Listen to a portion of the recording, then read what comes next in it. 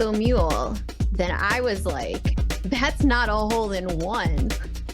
That's a hole in none. Is that right? That sounds like a really cool game of mini golf. Yeah.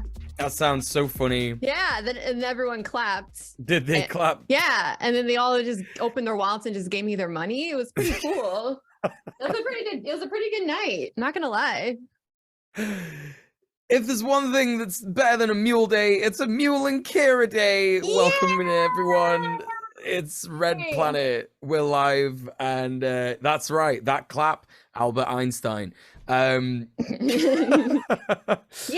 that was a true story, by the way. A true story. It was a true story, as is every true story that we say on the start of the Red Planet show.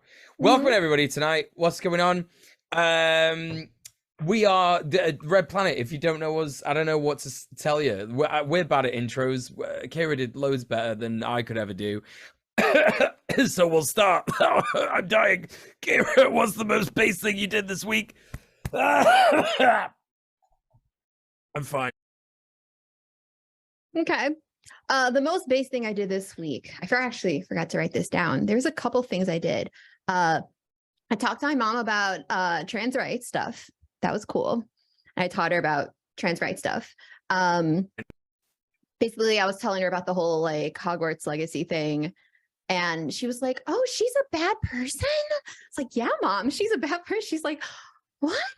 And so because she's horrified. Like, not a lot of normies are horrified at J.K. Rowling is such a horrible, shitty person. It's true. And my mom is not as plugged in as the rest of us. So, you know, like that was cool. I had a chat with her about that. I also took this week off from streaming because I was participating in a streamer strike of sorts.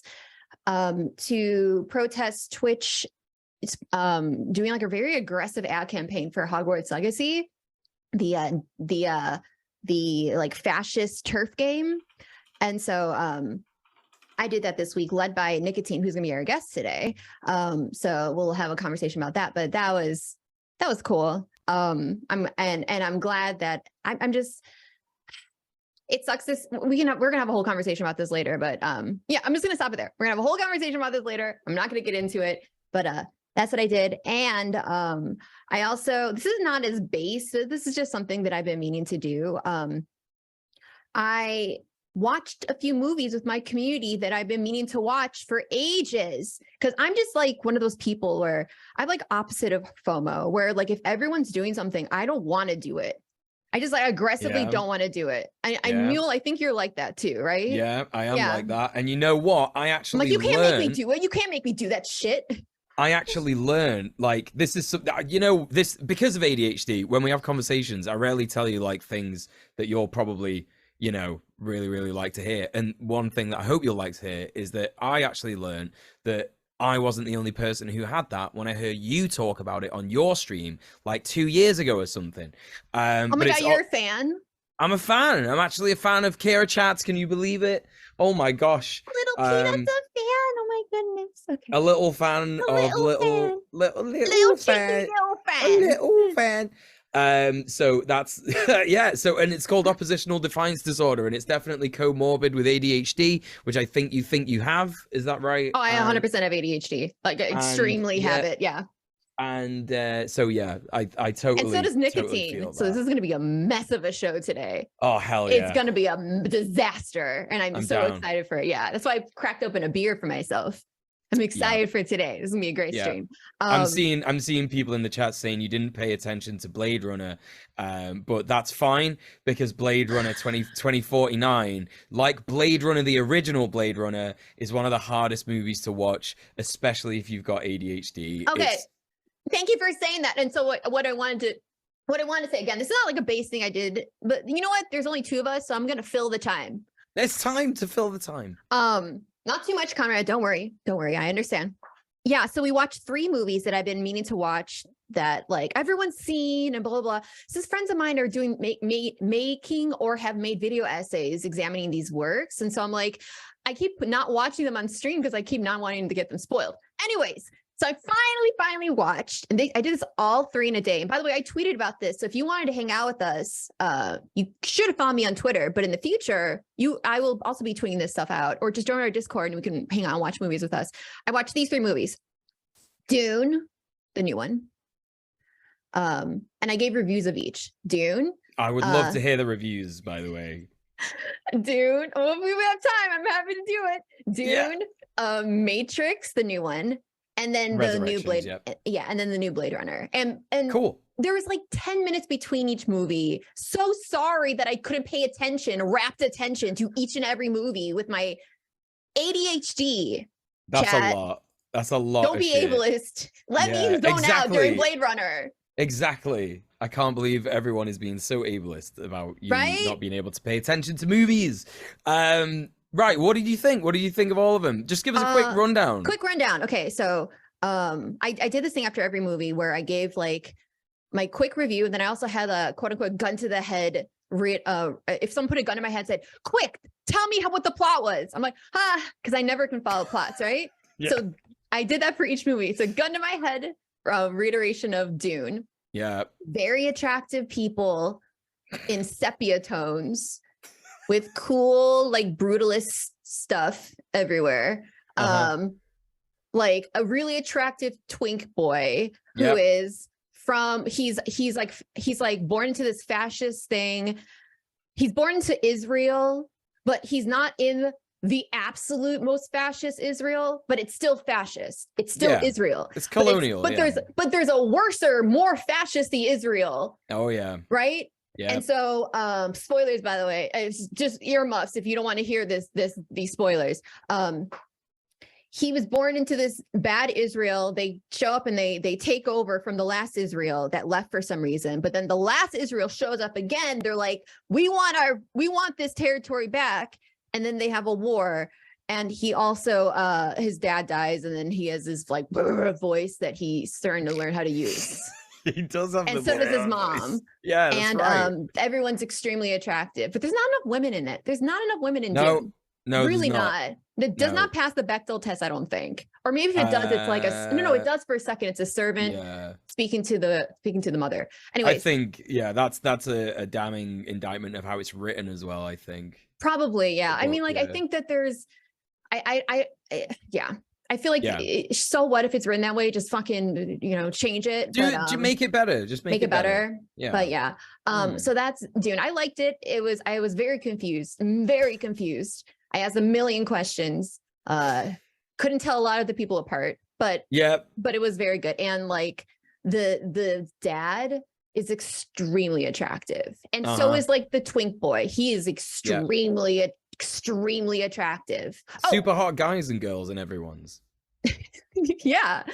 And then he also, like, when he's on the run away from like the fact that the worser Israel showed up and killed his less worser Israel, but still Israel.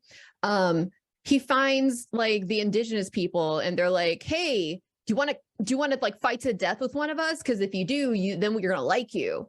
And then he does that, and then he kills the guy, and everyone like cheers and goes, wow, you're cool now, because that's how that system works. So that's how it works. That's my gun to the head reiteration of Dune. Nice. What about I don't think we can have time to do all of it. No, I don't think we do, but like, you liked the other 2 movies, right? Yeah, I did. Blade Runner I liked the least, I think, but I can't tell if it's because I zoned out or if it was like the end of like a really long day of like watching movies. But I just felt like I don't know. It's a super hard movie to watch, and I think I was kind of bored. Like, it wasn't enough stuff going on. It's a slow burn. Yeah, maybe that's what it is. I don't know. Yeah. Anyways. I really love Blade Runner and Blade Runner 2049, and I find it hard to watch. So yeah, there you go. One thing that I don't like about Blade Runner, this is like kind of baked into Blade Runner, if I recall the original, which I watched like forever ago. But the representation of like a fallen, broken society as like sex work, like sex workers equate degeneracy or some sort of like like lack of like civilization or some sort of like really fascist like representation. It's like it's a fascist depiction of like what a society that's broken looks like. And you see this echoed in a lot of people today that like get like very upset when they see sex workers. Like, well, one of the replicants is a sex worker. And she's like, you know, rebelling against the system, which is great. They are like seen as enemies and evil, but I don't subscribe to that ideology. Actually, I think the replicants are based. They should get their freedom. Peanut's way more complicated than y'all give him credit for. Okay, it's right. I'm gonna say it right now. I'm just putting it out there. I'm had it with all you thinking my little Peanut's not complex with layers upon layers. Thank you, Kira. You're welcome. That. Okay, so I could talk about this movie stuff for a while, but that's the stuff that I did this week. That's the base stuff I did this week. Cool. Muel. Hello. Funny that you should show up. I know. What base things have you done this week?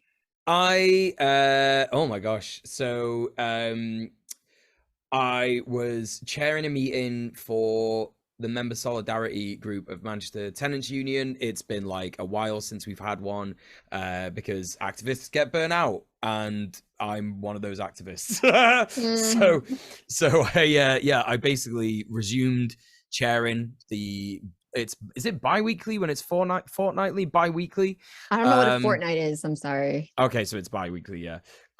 So we have these bi-weekly meetings where we talk about disputes and where we talk about like, you know, what's going on. And we've got like a big recruitment drive for other activists at the moment. So we're kind of focused on that. We've got like a training session that we're going to do in a branch later in the month. And also on that same week, we're going to have like a Zoom training session as well. So that's going to be really exciting. I'm going to be leading one of the training sessions, which is wild because I've only been doing this for like a year, and everyone seems to think I'm really good and really cool, and I'm not trying to like big myself up or anything, but it's like very weird.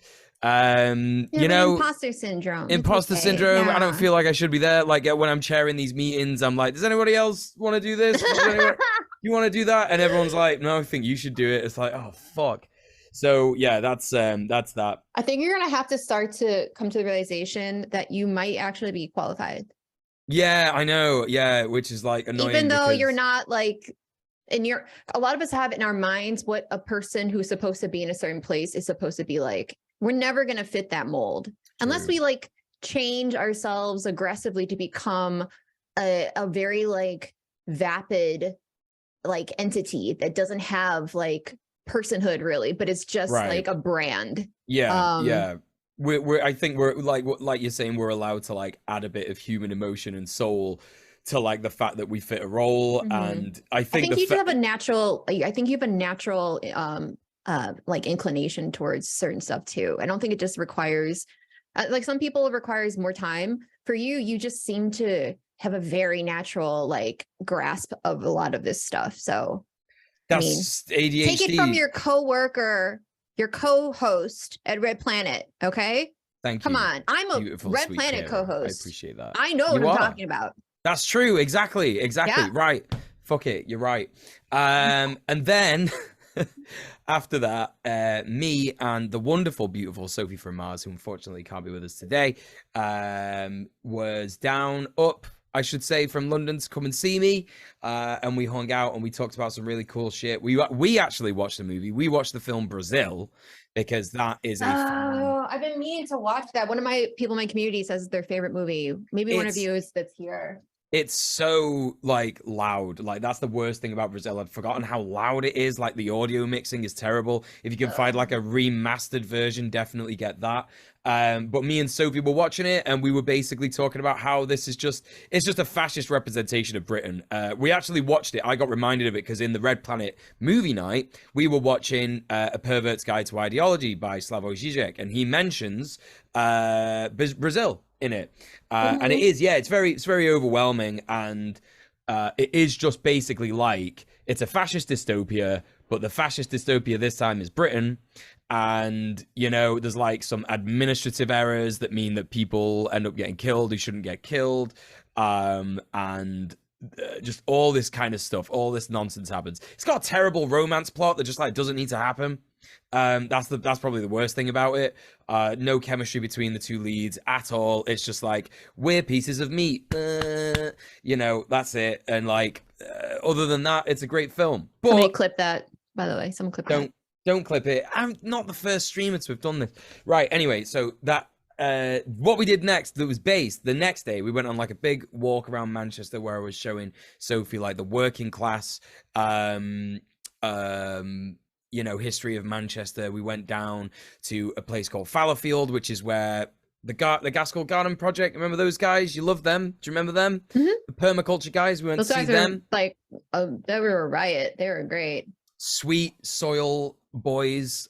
We went down there and hung out, and it was just really nice, just these really nice chill guys, just kind of like, yeah, we just grow veg here and like feed the community. It's great, it's so fun, and it was really relaxing. And then what else? We went on a walk around Rusholme. I showed her like the Curry Mile, which is like basically a place where a lot of like first, second, fourth, third generation immigrant, sort of like Indian, Middle Eastern. It's called Rusholme, and it's basically like a whole mile of just like a bunch of like Asian businesses, Central Asian businesses. Really, really nice place, really cool. Like you can walk down that street at like 10 p.m. Even in the UK, no one's getting drunk, no one's having fights. Do you know what I mean? It's just like a nice, different vibe. And also sort of like observed some of the there's like I talked about this on my stream, so I'm not going to talk about this too much, but there's a bit of like racist gentrification, but also racist sort of like infrastructure that's happening in Russia, where they try to like put cycle lanes on the pavement, and the pavement is already like very, very small, and it's one of the busiest sort of bus routes in Europe. It's dangerous. Yeah, it's really dangerous, and they've obviously just done it because it's a place where brown people live, and they don't care about racialized people, or like the fact that they have to like live there and work there and shop there, so it's kind of shit.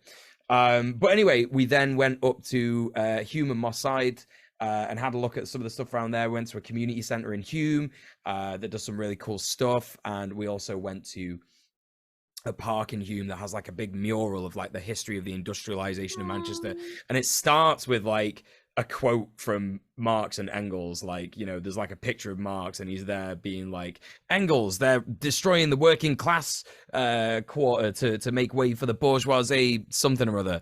And then the rest of it is just bizarre. It's like a lot of different things that are like not necessarily communist, but it's all right. It's good. Talking about colonialism and all that kind of stuff. So that's pretty good. Yeah. So that was really nice. We did all that. And that's the most base stuff that I did this week. Yay! So chat, go on. Just FYI, because Sophie and Tim aren't here and it's just Muel and I, we will of course be mandating that everyone applaud after every segment. So yes, we need applause right now. Like bun claps in the chat or we're whatever. Feeling very anxious. It's not fair. There's just two of us. Thank you very much. It is not fair. Not fair. We do so much. So much. Speaking of so much, look at all this stuff we've done. Me and Kira did all the news today. So if anything's wrong with it, and I finished it too. If anything's wrong with it, shut the fuck up. No, it isn't. So the first news story is for me. You might have to pitch in with some factoids if we don't have it all covered. Okay, the first one. No, don't do that. Not at all. It's not happening. Right. No. We're you good are at this. forbidden. Listen. Doing that. We're Red Planet co-hosts. We're able to do this. We can do this. Are Kira. we? Yes. Are we though? I just gave a whole speech about imposter syndrome, and now I'm like, wait a minute, but are we? Maybe I do have that. Right. Okay. The first news segment is for me. This is about something in Manchester. The students at University of Manchester, not all of them, but some of them, have occupied 3 University of Manchester buildings as part of a rent strike action. Chat, this stuff is really, really based. I can't even begin to tell you how much I love this. Students at the University of Manchester, as I said, have occupied 3 buildings, barricading the doors with furniture such as lockers, tables, and chairs, so that the only way that security can gain entry is by force. right? Because obviously then if they have to use force, the security could end up damaging the property, and then they will be liable because they're a private security firm that's hired by the staff, right? By the management of the university, right? The rent-a-cops. Yeah, rent-a-cops, exactly that. And the students, so when the students actually got in, like, you know, speaking of breaking the law and like, you know, what's actually happening here, the students haven't actually technically broken the law in any way, because one student who's part of the occupation said how they actually got in there. And what he said was, and I quote, "We didn't even need to break in. We just walked in last night and no one noticed until this morning." So that goes to show just how rubbish these rent-a-cops are at anything remotely security-wise. And yeah, just how easy it is for them to kind of do this.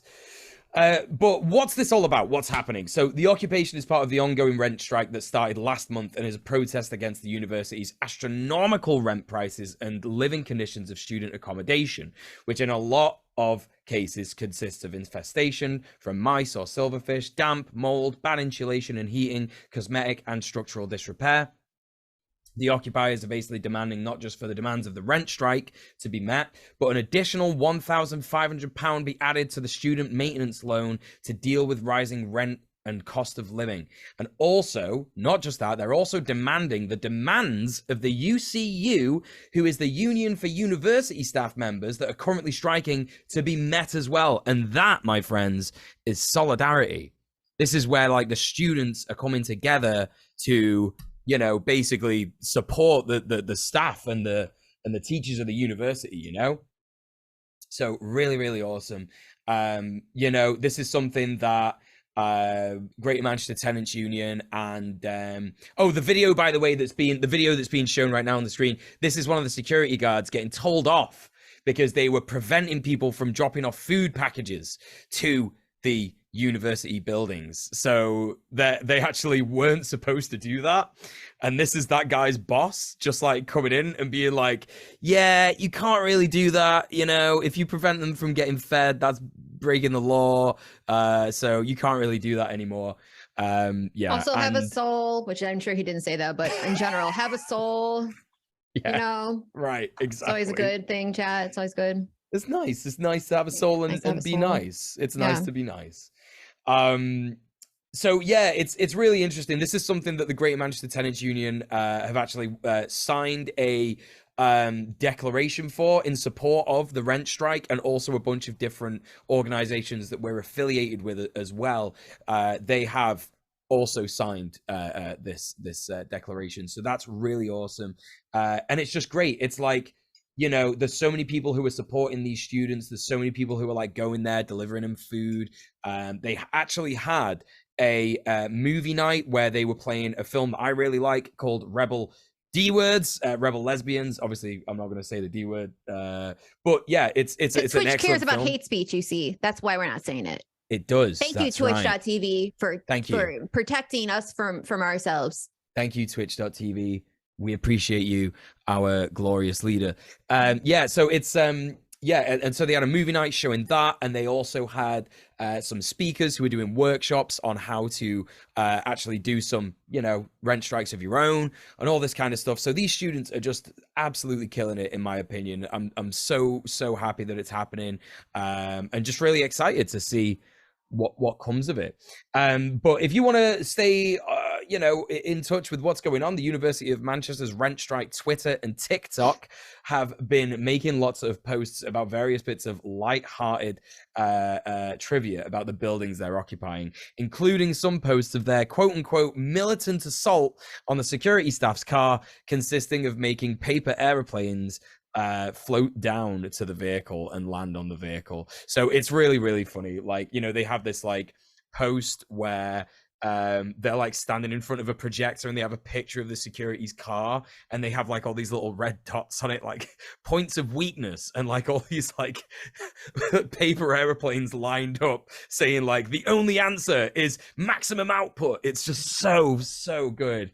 Just some absolutely based stuff going on there in Manchester. So Red Planet are going to be keeping an eye on what's going on there, and hopefully we'll have some more good news to share regarding that next week. So yeah, the next news story is a little less happy, but we're gonna have a look at this anyway. There is still Kira? based stuff in it, which There is is still some base stuff. very based stuff in it. Florida, you know, our favorite state, is to ban gender affirming healthcare for trans youth, even in clinical trials.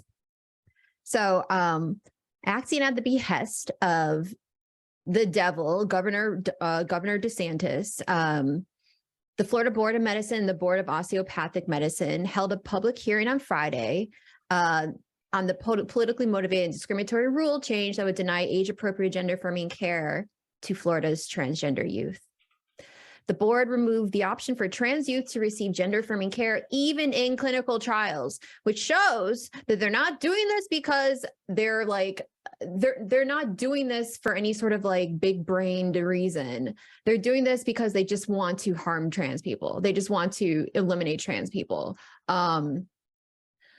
They're not interested in trying to do research to figure out what's the best way that we can administer trans healthcare like healthfully, because they're trying to eliminate even that option. They're trying to eliminate the possibility of even, you understand what I'm saying, right? Okay, I hope chat understands what I'm saying. Yeah. I just want to make it very well known that it's widely known in medicine that gender affirming care is vital for trans youth. The trauma they experience in being denied the body of their gender can affect trans people for the rest of their lives. Many trans people and their allies and families came to testify at the hearing how gender affirming care has saved the lives of themselves or loved ones. So it was really it's really fucking heartbreaking to see. It's really heartbreaking. Judy Schmidt told the board members that she was worried that her trans son, who was 6 when he told her he was a boy, will have been transitioning socially for 4 to 5 years before he reaches puberty and won't be able to get the gender affirming care he needs. And Judy says, you as doctors are supposed to do no harm. If you make this blanket rule, you are doing harm, which is true. It's extremely just undeniably true. So the boards voted in November to approve language for a statewide rule that will create a freeze frame for transgender youth already accessing gender affirming medical care and effectively prohibit new care for transgender youth under the age of 18, making Florida the first U.S. state to limit and partially ban such treatment through an administrative process, which is absurd that government is getting in the way of what you and your doctor have deemed to be the medically appropriate steps to take. It's just, you see it, you keep seeing this fucking pop up time and time again in different capacities, but here it is.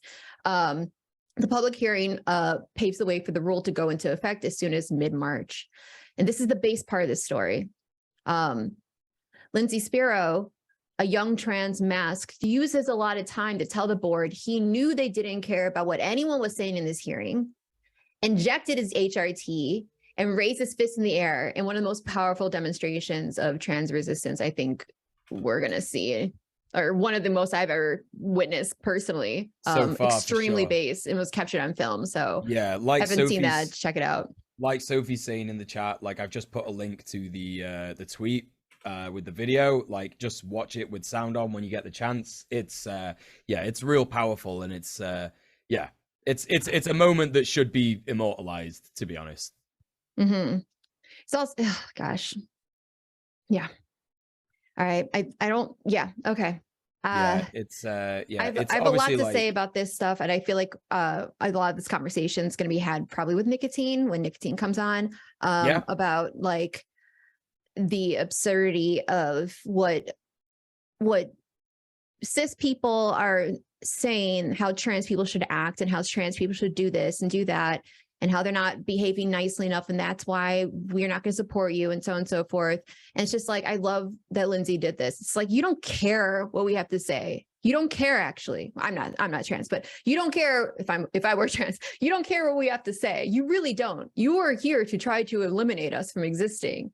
So this whole thing is a farce. I'm just going to give you the middle finger in the most like based way I could possibly do, which is administering my own HRT in front of you. Like, So, I like, think yeah. that is the best thing to do in the face of Makes a fascism. mockery of the entire ordeal. It's like, Yeah. this is all ridiculous. This is a performance. This is a performance. It's bureaucracy Like, well, we as a dotted the front. I's. Yeah. Mm-hmm. Yeah, 1,000%. And yeah, I think that kind of like it goes in line with the Jean-Paul Sartre quote about the anti-Semites, right? Like, there is no argument to continue. There is no argument to be had with people who think that trans people shouldn't exist. There's no argument to be had with anti-Semites, with anti-black racists, with any kind of bigot, because they know how absurd their arguments are, and that's why they present them in the most absurd ways. Which is why just like dunking on people, it's not that, like, it's funny. I'm not gonna lie. I'm not gonna cancel you for doing a dunk, but like, you know, how much are we sort of like getting somewhere by saying like, oh, these Christians are behaving like such good Christians? Like, that's They're getting being no one. hypocrites. You see, they say this, but they do that. They simply do not care that they're hypocrites. They know that they're hypocrites. They're just using it as a shield, right? You know. So yeah, that's that essentially. I believe we're doing. We don't have anything assigned, so let me just. Do you want me to just do the next one? You can if you want. Yeah, I actually gotta just be right back real quick. So. Okay, go. Get out of my face. Leave. Go. I don't even want you. Thank God he's gone. Okay. So the next thing I want to talk about is a Temple University strike. I don't know if y'all have seen this, if you're on Twitter incessantly like myself. Temple University students are making extremely little a year. We all know, sorry, we don't all know. Let me just say this as a former grad students are extremely like exploited for their labor. Like, and we're expected as grad students to be like really grateful for the opportunity to be exploited, because that means we get to rub shoulders with like smart people that have, you know, that have published papers. And like, this is supposed to be some like really esteemed rite of passage that it's disgusting. And yeah. So at Temple University, the students are only making about $19,500 a year for their work, and they've been in negotiation for $32,000 a year for a while. So they went on strike. And what did Temple University do? Temple University is withholding the tuition freeze, I believe, and healthcare benefits for more than 100 working graduate students who are on strike. So their tuition remission, there it is. Yeah, so some research and teaching assistants at the public school in Philadelphia received an email notice on Wednesday that their tuition remission has been revoked for the spring semester. Quote, as a result of your participation in the strike. They literally were like, hey, we're doing this because we don't like that you striked. It's just like, how evil can you be, right? Tuition remission, a benefit offered by many students to help finance employees' tuition costs, covers an average of $20,000 at Temple, according to the university.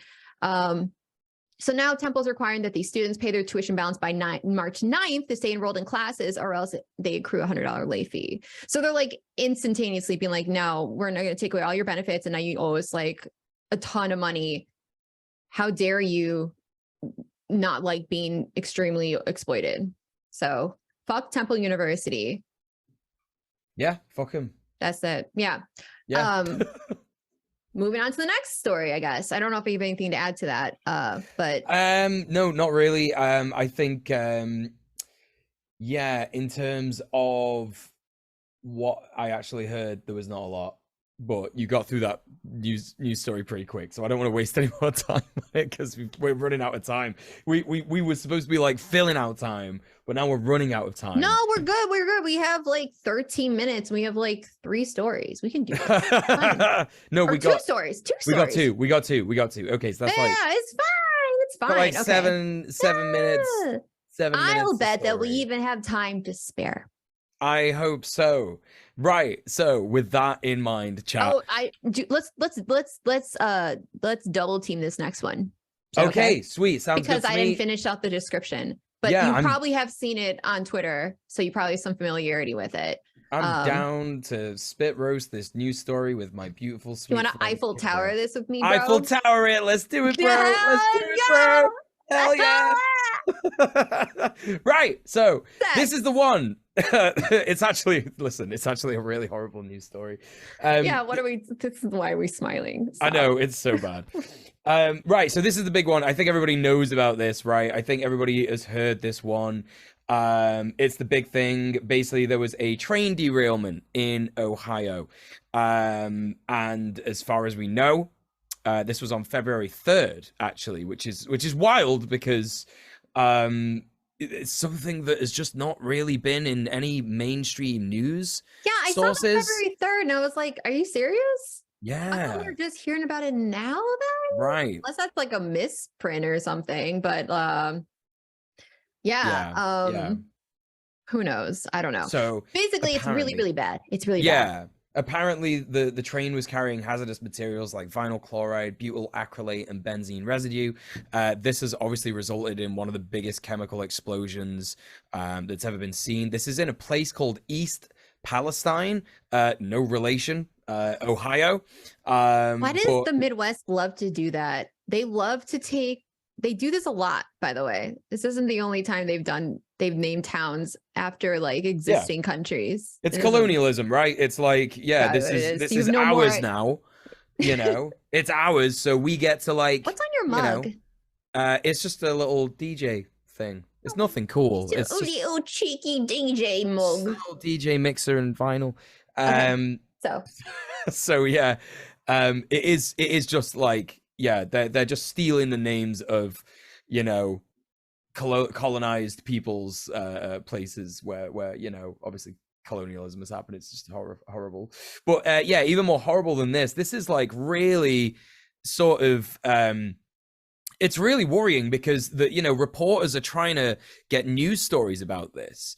And there is footage out there. I don't know if we actually have video. We do. I linked it. Do we? Yeah, in the video. Okay, it's great. footage of the before and then the actual like it's like a completely unedited shot of like everything that led up to the arrest and then the reporter getting arrested. So yeah, they're arresting reporters. Reporters are trying to like to cover this. It's like a really horrific environmental like catastrophe, like to the point where like the air, I don't even know the ramifications of this. I'm not an environmental scientist or anything like that. So I would have to do a lot more research on this and I guess we'll see what happens, like what scientists have to say if they're allowed to say anything about it because capitalism. But it's really, really bad to the point where like people's pets are dying. Like if they have like all their like people that have fish, the fish are dead. They have birds, the birds are dead. I hear that cats and dogs are dead or sick. So like apparently some people are saying all pets are dead. I just want to make it clear that apparently some pets are not dead. Not that that makes any better, but just to be accurate, But who knows what's happening to like pregnant people or like just people in general, children, just the detrimental effects to the environment as a whole. How long these effects are going to last for, who knows? So we don't know. We just know that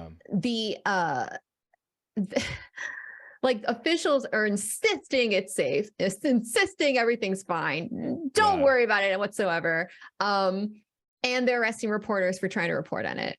Yeah, and it's really interesting, like just sort of like looking at it on a map. It's not exactly in the quote unquote middle of nowhere, like the Ohio that most like British people might think of when they think of, the US or whatever. It's like right near Pittsburgh. Like it's not that far away, it's something that is going to affect like the water table, possibly a water table for like the surrounding towns. There's like a bunch of townships around there and different villages and farms and what have you. This is going to affect people in such a bad way. Mm-hmm. And yeah, the cops are also just beating the hell out of people who are like trying to ask questions and report on this. So thankfully, those reporters on the ground, put their lives at risk or like, put their fucking this is why Twitter is like such a like a useful tool for things like this, which is why people like Elon Musk should stay the fuck away from it. Because like if it wasn't for Twitter and like firsthand accounts and things like that, it would be extremely difficult to know that any of this is going on. especially because reporters are getting like arrested for discussing it. So can't wait for him to remove the block function, because that's definitely something that's on the cards. Get me started. Yeah. There's a lot more to say about this story, but I think we could probably, we should discuss it next week when more information comes out about like, who's to blame. I'll bet you, I'll bet you it's like the usual suspects that we think. Yeah, but we'll follow up on this next week. But if you happen to be in this area, just know that like, apparently these toxic clouds are expected to like spread to like the rest of Ohio, as well as like West Virginia, Pennsylvania, Kentucky. Just like, I don't know what we could possibly do. Like what one could do in that situation where you just like evacuate your house forever and just wait. Like, I really don't know what to do. I just really hope that if you're in that area that you stay safe, and just know that our thoughts are with you. Like it's really scary, and it's fucking horrible. This is fucking horrible. Yeah. I also saw that like someone was like, it really makes you like put into perspective how like when people are criticizing the Soviet Union for not evacuating people like 72 hours after Chernobyl's like meltdown, how like in America, people are just like standing in like a toxic cloud, and officials are like, it's fine. Your pets are dead, but it's fine. It's just like it's interesting. I'm not trying to like defend the Soviet Union here or anything like that, but I think that like in hindsight, when we look at these like catastrophes, and then people are like, oh, well, I would have simply blah, blah, blah. It's just like, then you see what actually happens in a place like America, and how Americans would look at what the Soviet Union did and you know, be very smug about it. I just think that's an interesting comparison is all. That's right. I think you're right. So moving on to the final news story of today, and this is another absolutely horrific news story. It's all doom and gloom here today on Dead Planet. I promise you things will get better soon. But this is about the Syria-Turkey earthquakes. If you are unaware, there has been a massive earthquake that hit Turkey and Syria. The death toll has hit 33,000 as of Sunday, with the United Nations warning that the final number may be double that. Officials and medics have said that 29,000 people have died in Turkey and 3,500 in Syria, bringing the confirmed total to 33,000. So that's from Agence France Presse. The UN's emergency relief coordinator, Martin Griffiths, said, "We've failed the people of northwest Syria, and they rightly feel abandoned." His Twitter post continued, "The people of Syria were looking for international help that hasn't arrived. My duty and our obligation is to correct this failure as fast as we can. That's my focus now." And the thing to remember about northwest Syria is that is where the Rojava people are sort of like, you know, based. The Kurdish people of northwest Syria, the Turkish government, Erdogan, has wanted to genocide Kurds in that region for so long, and the world has simply abandoned them, and it's just not right. It's just simply not right. So something to remember there. The Turkish authorities have issued more than 100. This is an interesting thing. I was commenting on this before the show, how Turkish authorities have actually issued arrest warrants over collapsed buildings, which is a bizarre reason to issue an arrest warrant. It doesn't really make sense as far as I'm concerned. I don't know if people in the chat understand why this is happening, where it's like, yeah, you didn't make this, building an earthquake that has not been predicted like this for like, I don't know, decades. You didn't make it proof worthy of that kind of an earthquake. This completely unforeseen event that is nowhere near been predicted. Like, you're getting arrested. You're getting arrested because you didn't design this building properly. It just doesn't make sense to me. So 12 people are in custody. Contractors, architects, engineers. I guess this is fascism. I don't know. Like, the decision seems so bizarre to me. Anyway, moving on. There have been some extraordinary rescue stories emerge from Turkey, including a 10-year-old girl who was pulled from a collapsed building in southeastern Turkish province of Hatay after 147 hours, according to rescuers. Like, just imagine that, chat. for a second, just imagine 147 hours being Ah! trapped in rubble. Ah! Nightmarish. Ah! Nightmarish, you know? The things that must go through your head, right? And according to rescuers, the 147 hours according to rescuers. Meanwhile, the health minister of Turkey, Dr. Fahrettin Koca, tweeted a short clip of a young girl that he said had been pulled from the rubble in the 150th hour. China has shipped 53 tons of tents to aid earthquake hit Turkey on Sunday.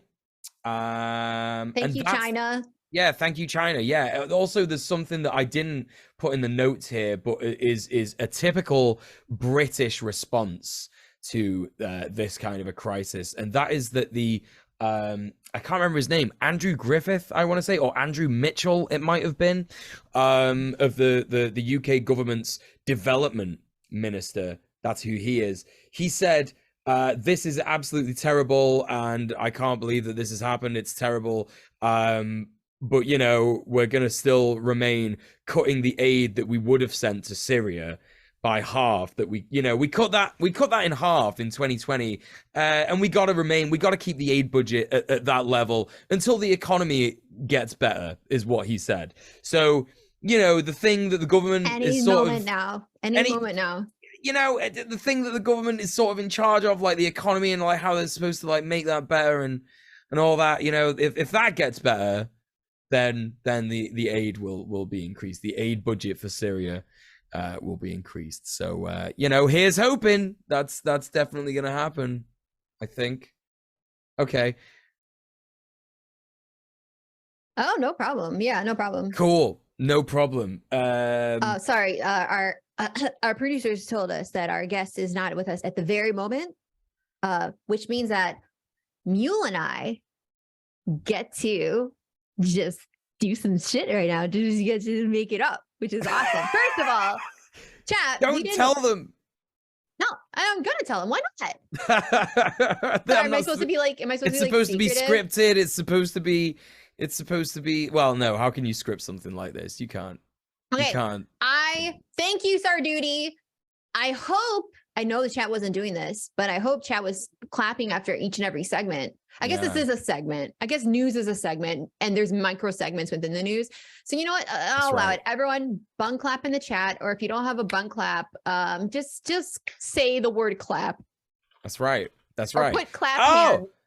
Sophie from Mars, who's in the chat, is absolutely right. We should use this opportunity to push the Red Planet Someone Patreon. Give Sophie a sub.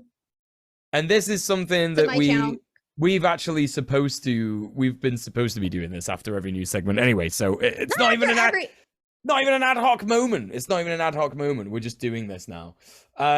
Listen, if you're listening to this, why do you laugh when I make an announcement?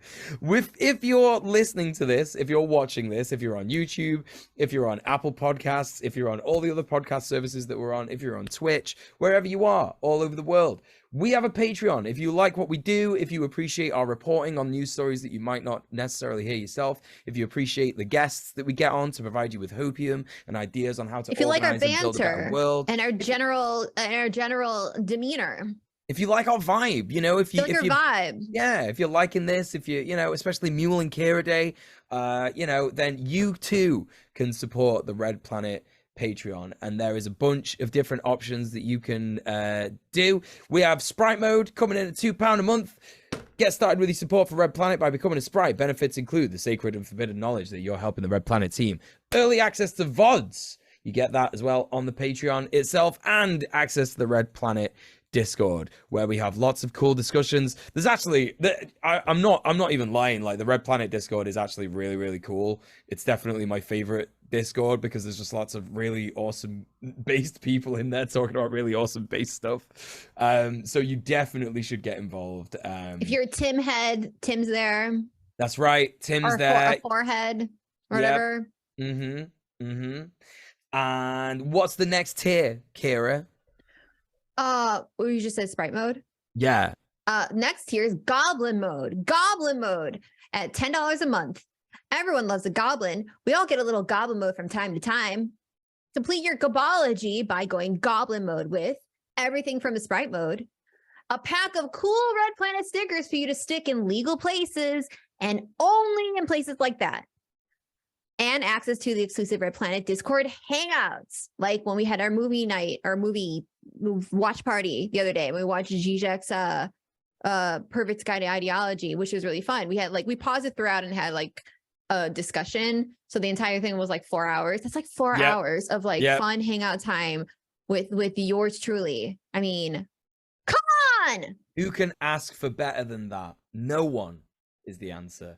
I guess no, they could if they wanted to go for beast mode. She's right. Yeah, she's right. Oh my gosh, the beast mode is £19 a month or $20 a month.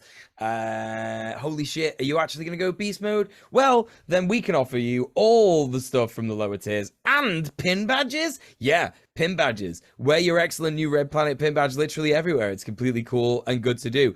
Just to note that I think the stickers are actually printed and done now, so those are available. Pog. Not sure of the progress of the pin badges. I'm sure Conrad will update us some.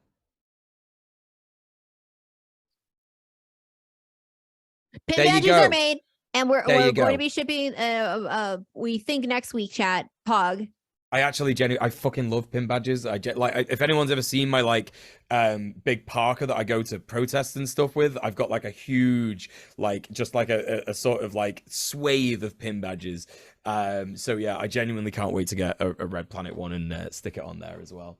But that's not all. That's not all. Is it now, Kira? Beautiful, sweet Kira. There is one final tier that you can do. There is. Yes. There is. And we don't announce this lightly. I want you all to if you're standing, I want you to sit down and just I want you to breathe from the diaphragm and get ready for this next mode, because this is not to be taken lightly. This is only for people that are prepared to hear it. Are you prepared, chat? Are you prepared? Okay. I think they might be ready. You ruined it. I did. I'm sorry. Yeah. Well, that's whatever. It's sicko mode. She said it. You heard it, chat. You heard it anyway. It's sicko mode. I don't know if Kira's going to be able to continue with the show today. It's game over. It's sicko mode. $100 a month or something pounds. I don't know. Something it's pounds. £194, yeah. £94 or $100 a month. If you support us this much, we can only really reasonably offer you all the stuff in the lower tiers, plus a very special thank you message at the end of every stream. It will be a personal thank you. We shout you out personally. We have 2 sickos at the moment, so we shout them both out. That's right. And we personally go, we thank you by name. Wow. Imagine that. Imagine that. I'm hyperventilating at the accent. Yeah, because it's so accurate. It is. It is an accurate version of an American trying to do an English accent.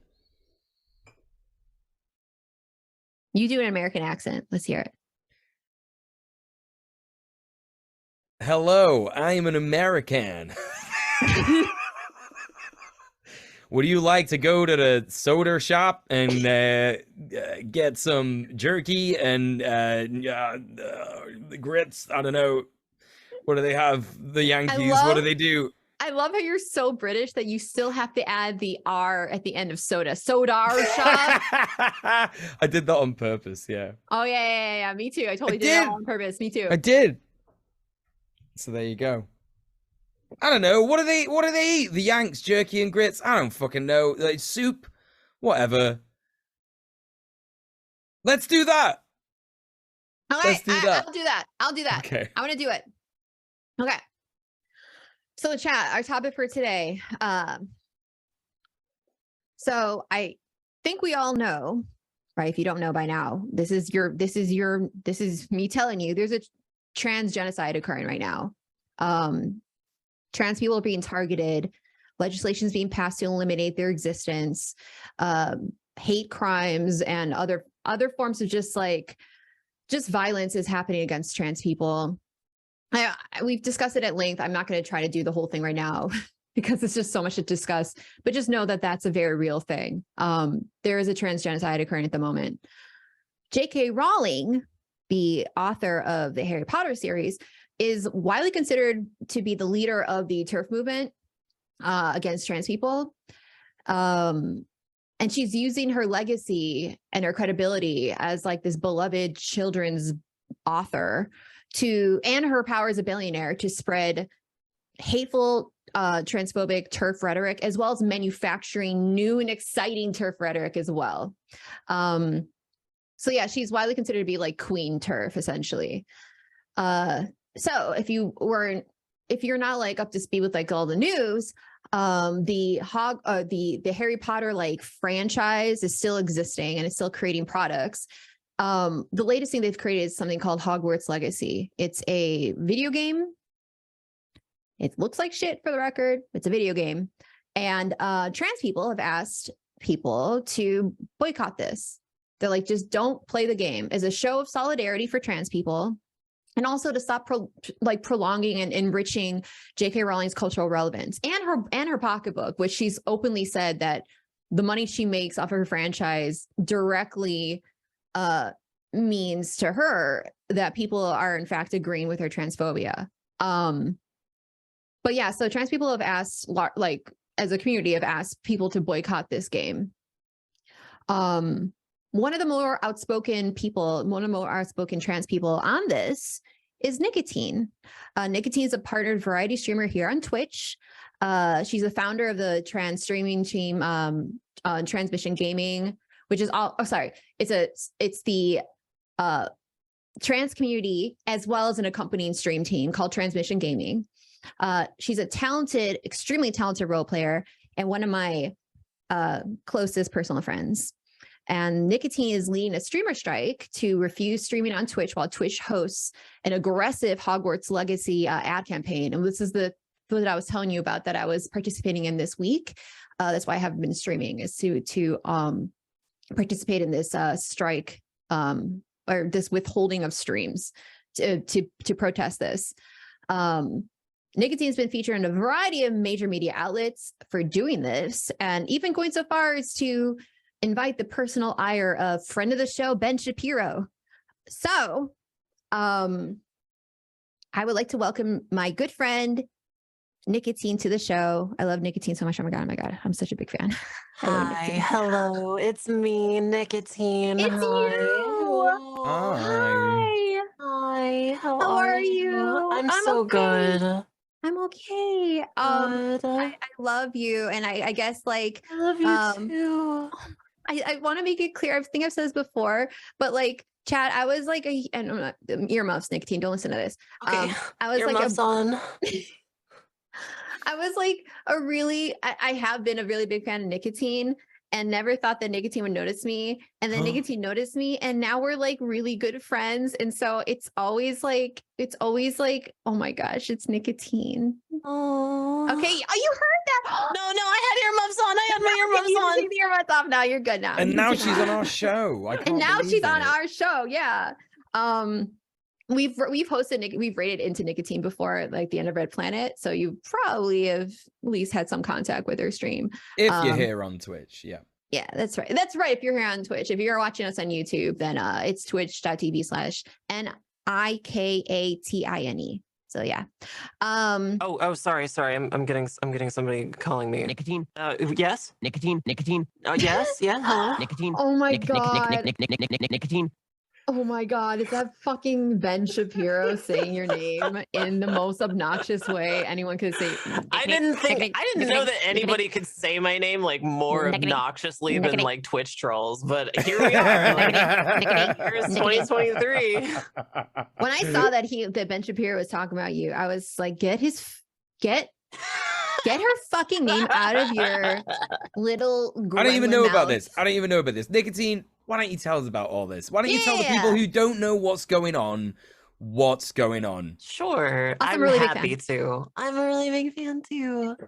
My name is Nikatine. I made a statement on Twitter about a week ago. The statement basically said that that J.K. Rowling has been promoting this game Twitch has been promoting this game on the platform using streamers streams, you know, so the way that Twitch ads work is when you go to watch a stream, there are some ads that Twitch just pushes to the viewer that the streamer has no real control over, and this is a pretty common practice across the industry. So YouTube does this, various platforms do this, Twitch does this, and I've had a kind of a tenuous relationship with this interaction for the last few years, because it's not the first time that there's been like some controversy over it, right? Like, make no mistake, Twitch has made strides, right, in providing safer spaces over the course of time. Like, it's gradually has gotten better. That much is known, right? Like, we have better tools now, we have more moderation stuff, but there is a vast gap in our ability as creators to control the ads that are given to our viewers. So the reason I'm not on YouTube, for instance, is because YouTube kept feeding PragerU ads to my chat, which is mind-boggling. Like, the fact that PragerU would like circle me as like a potential like ad source for them. So this is happening on Twitch now, and it's not PragerU this time. It's Hogwarts Legacy, which is a franchise that's controlled by by J.K. Rowling, who is famously anti-trans. And it's something I'm not very comfortable with. This is not the first time Twitch has been pushing weird, scary ads to people. A year or two ago, they were foisting like U.S. military ads on the platform. So as long as creators like don't have a say as in terms of like what ads we get to show our audiences, then we're just constantly going to be at the mercy of whatever platform of the week is pushing ads on our content. And like, I don't want to be associated with PragerU, just like I don't want to be associated with Hogwarts Legacy, and I don't want my audience to be like to have to see it either. You know? That's the thing. When I was trying to explain why I wasn't streaming, I was saying like, okay, it's I don't want, like, so much of my community is queer. I don't want to subject them to like, I don't want to subject them to like shit that's going to like trigger them, and to like, it's how could it not? Like, I was having a discussion with Aronok on my stream like a week ago, and I don't know if you've seen Jesse Gender's video about, I think it's titled like, I'm done talking about J.K. Rowling or something like that. I forget the exact title. It's a really great video. We watched it on stream, but Aronok was in that video, and she discusses like how she's had like so many personal experiences with people like wearing like Harry Potter merch and just openly like being extremely like virulently transphobic, and like just that there is such a strong, and especially I think everyone now can see it. Hopefully they can understand that this isn't just like a one-off thing when you see all these people coming out of the woodwork to be extremely transphobic and while championing this game. Whatever your feelings are about Harry Potter as a franchise, I mean, they should be terrible, but whatever your feelings are about the Harry Potter franchise, there's no denying that people are using it as like a proxy for like socially acceptable transphobia right now. Yeah, absolutely. Oh, hi, Aronok. Oh, you're in the chat. Hi, Aronok. I love you. So it's a really great video, and Aronok gave a really had this chapter where she just like speaks from the heart about her experiences. I'm like, hearing that, and hearing what Jesse had to say, like, I am not about to subject my audience to like just like at any moment you could have this shit in your face to attack you. It's just too intimately tied. It's too intimately tied with like hate, not just transphobic, by the way, also anti-Semitic as hell, and et cetera, et cetera. Like, it's just all the things. It's all the things. But yeah, J.K. Rowling has taken upon herself to be like the queen turf of the world. And sorry, I'm just. No, it is. It's extremely frustrating. It's very frustrating. It's extremely frustrating. I feel like the whole world has really moved into this this like hard line embrace of like nostalgia uber alles, and it really it bothers me to like a major extent, because now that same nostalgia can be like weaponized by people like J.K. Rowling, who like prey on people's like fond childhood memories to like push their weird like terrible agenda. Yeah, exactly. How long before like Marvel becomes the just as it's like it's already been like polluted with people like Chris Pratt, but like how long before other big franchises are just like polluted in the same way, you know? Yeah, exactly. Anyways, so I'm just looking at I'm looking at chat right now. The thing about the goblin horn being shofar is being a shofar. Yeah. That's 100% real. Yeah. So Sorry, I was just gone for a second, but like, does Ben Shapiro talk about the, anti-Semitism in the game at all? That's Does he a good mention anything question. about that? That's a great question. That's a great question. No, I think he only just barely mentions nicotine. Stop. Yeah, he does do that, right? Yeah. I'm assuming that I was gonna say I'm assuming that Twitch has not responded, because I know that there was also a user. By the way, maybe we should link that in the chat. There's this poll that you can vote in. Now, Twitch, where it says that you want Twitch to pull the Hogwarts Legacy ads, which, by the way, they had to close comments because it was just too riddled with transphobes coming in and being transphobic. So that's cool. But there is a user voice poll that you can vote in to vote for Twitch to pull the Hogwarts Legacy ads. Now Twitch hasn't always responded to these polls, but they sometimes do. Maybe we can link that in the chat and y'all can vote.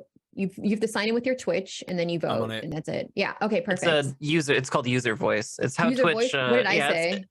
It is a poll. Basically, it's a poll. You basically just vote on a topic on user voice. This is how a lot of like tech companies will just kind of like crowdsource, changes to the platform. Yeah, but Twitch isn't always very responsive to it. But I'm hoping that they might be responsive to this.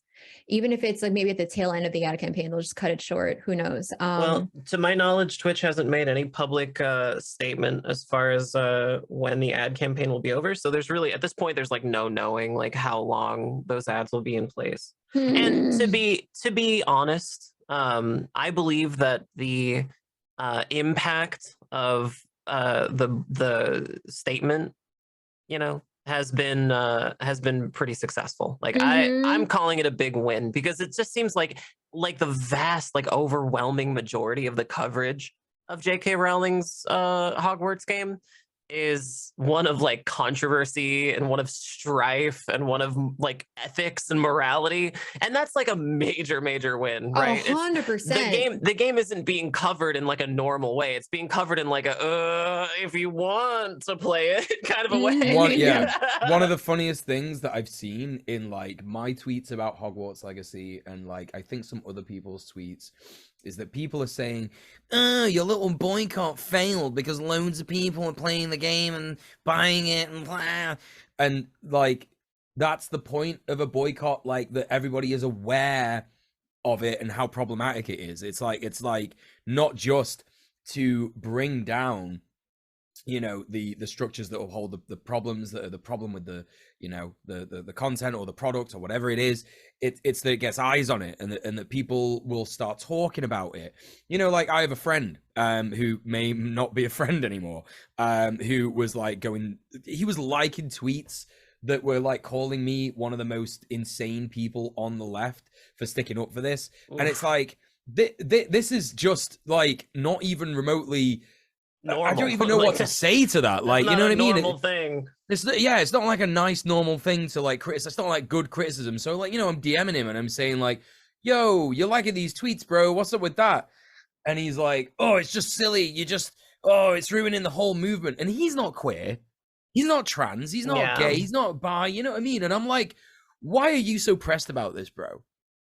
Like, why? What is it about this whole discourse that is making you wound up enough to support people who are actively being horrible in my comments and saying that I'm, a loony, like I don't deserve people to listen to me and stuff like that? Like what is that about? And he just didn't get back to me. So it's like, well, you're obviously failing to realize that you're being suckered in by the culture war, right? Actually, when it comes down to it, you don't give a shit about Hogwarts Legacy. You don't give a fuck about that game. But because there's been such an uproar about it, because there's been so many people, making these horrible articles, like the Dexerto article about those streamers, those cis streamers, cis het streamers. I'm not sure if they were cis het, but like cis generally, like, you know, just being like, oh my god, like 2 people in my chat said that one person that cried. One person that cried because people in their chat were like, I'm disappointed with you. This is really harmful.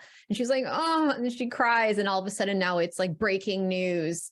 This is the worst thing we've ever seen. This is everyone have a moment of silence for the cis person that had to realize that they're harmful. It's pretty amazing too, like how readily outlets will cover something like that, but they won't mention like the hundreds of death threats. My god. So like I was going through your mention and you, oh god, it was, oh god. Yeah, I was so Nikatine's tweet, I don't know if we should pull it up if I have a handy. Let me see if I can pull it up. But Nikatine's tweet, yeah, I can easily pull it up, where she announces what she's doing, which got me on board with the like, I don't know if we call it a strike or what we would call it. It's just like a protest of some, it's a protest, right? Yeah. I feel like a strike should be a little bit more, I don't know. It's weird in the streamer world because you're not like employees. You're not, you know, I don't know. You don't like clock in or anything. Well, this is what we're here to talk about, right? Yeah. Let me just put in there. Yeah. So I put in the on-air text chat. So when Nikatine submitted a statement or tweeted the statement and explaining why she's not going to be streaming in protest of what Twitch is doing.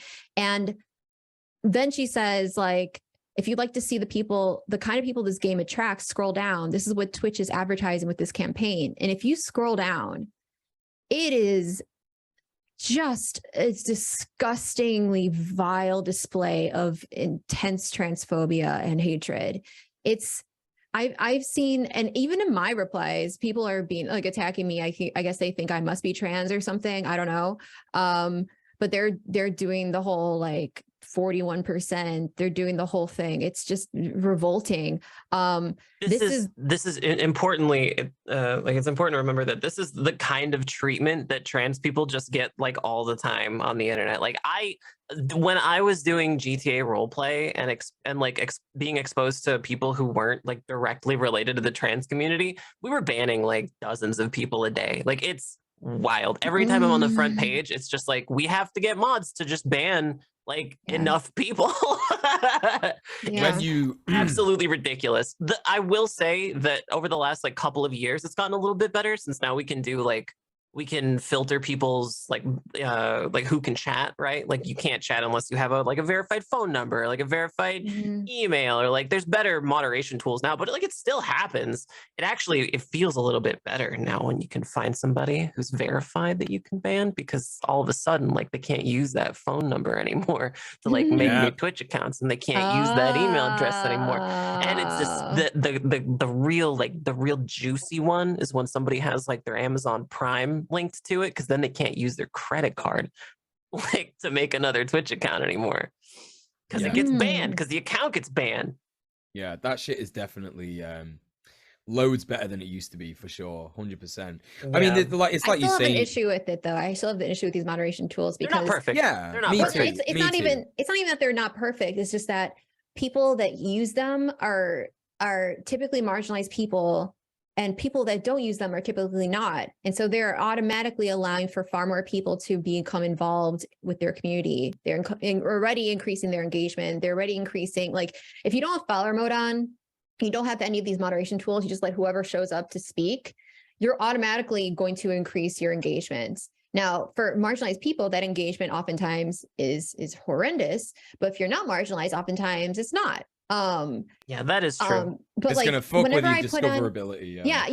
It messes with your discoverability. And oftentimes, like when I'm putting these moderation tools on, like I'm already losing my own regulars. They're like, I'm having trouble getting into the chat. And I'm like, if that's the case, I can't imagine like how many other people are having issues getting into my chat. And it's just one of those things that like I appreciate that is absolutely true. I appreciate the tools. I just wish I wish at least for email verification, just like every website functions this way, it seems, that at least we will require that for Twitch users. So at least put something in the way of people just constantly making like alt accounts like rapid fire. But so, going back to the what you were saying about like people in the comments and stuff like that, and like, you know, having a go at you, Kira. Like, this is what happens when you stand up for the trans community, right? It's like you become the what do you call it? The accepted target. You become an accepted target. I think Collateral it's damage. right. I think it's different if you're also queer as well, because like if they see that you're queer in any way, they're just like, oh, it's another one of these. Do you know what I mean? And like, you know, you become like whatever. But again, it's like, you know, it is really important to state, like Nikatine says, like it is just a fraction of what trans people go through daily. And you know, it's like we have the privilege and the ability to sit through some of this stuff and go, okay, well, they're making these statements and it's not hurting me as much as it would hurt a trans person, and like trying to take some of the heat off, I think in being an ally in that way, I think is certainly good, no matter the hate that you might get for it. So yeah, I mean, I don't know if that's something that you know, you want to talk about, Nikatine, but like it's certainly sort of like, you know, there are things that allies really should be doing other than just like not playing Hogwarts Legacy, and like that is certainly also like drawing attention to how much of a nonsense charade consent manufacturing this is, that sort of goes in line with the attacks on trans people just generally. You know, like the state legislation that we've been seeing this year that we spoke about on this episode today. You know, it's like you've just got to like stand up and speak out about this stuff, because you know, trans people are a minority, like a literal minority. Like there's not a lot of trans people out there in the world, and I think it's super important to be like, you know, especially if you're queer, like there's nothing worse than being in fucking Ernest Rome. You know what I mean? Like the Nazis, you know, like fucking are on the rise, and you're just like, yeah, you know what? The Nazi party, that's the party for me. I'm gonna go for that. They won't kill me because I'm gay, because I'm a good gay. I do what they say. One of the good ones. Yeah. I fully agree. I'm sure your listeners all know about the spate of like anti-trans legislation that's been foisted through by like radical conservatives. It's tantamount to genocide. Like there are political leaders now who are like legitimately calling for trans people to be legislated away, like out of existence. That's terrifying. And what is more terrifying is that when trans people say, hey, you want to show a little bit of solidarity, and the rest of these people who've been going, oh yeah, we're with you 100%, the rest of these people are suddenly like, oh, but the wizard game looks really fun.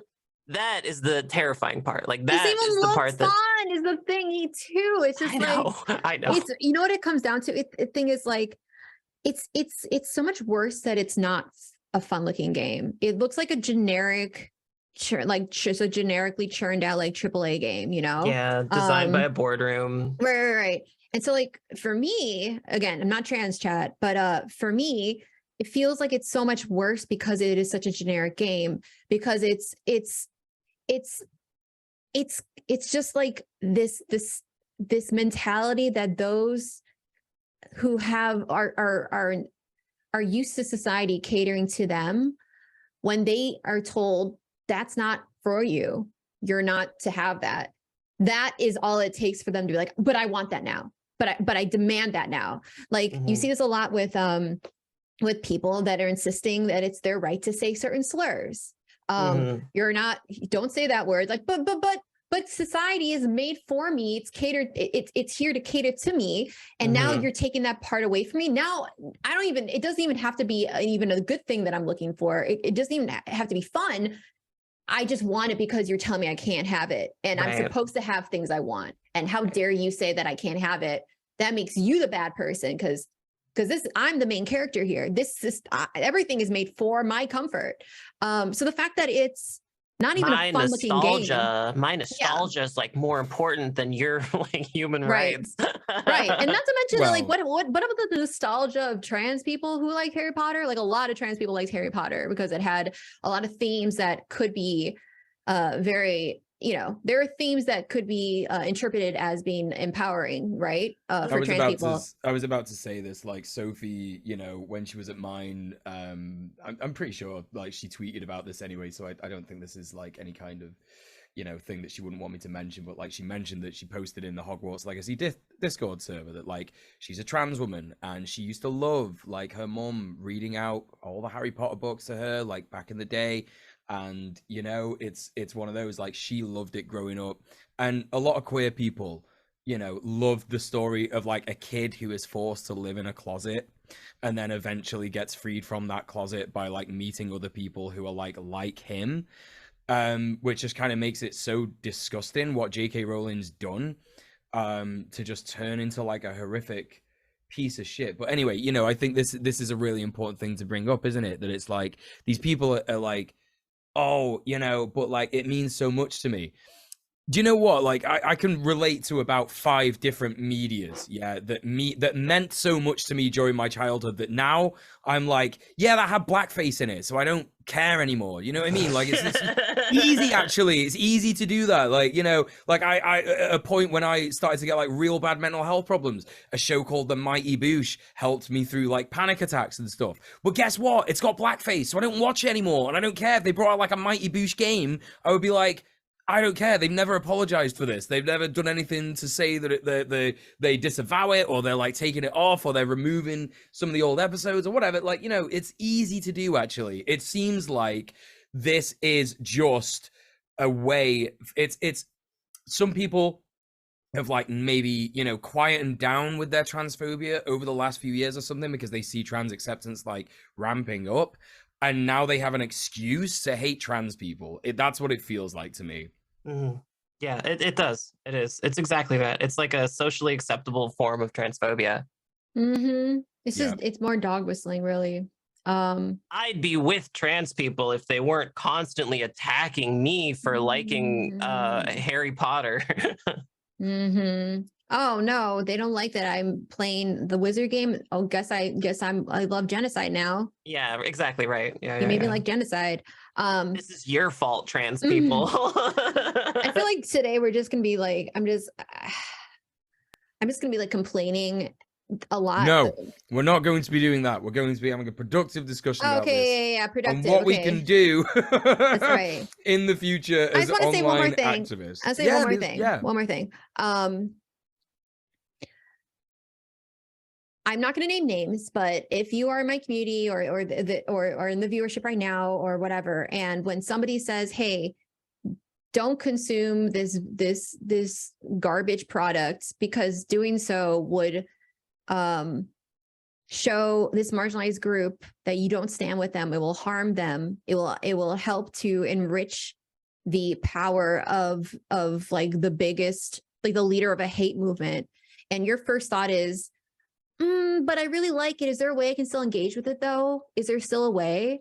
I want you to understand that you are being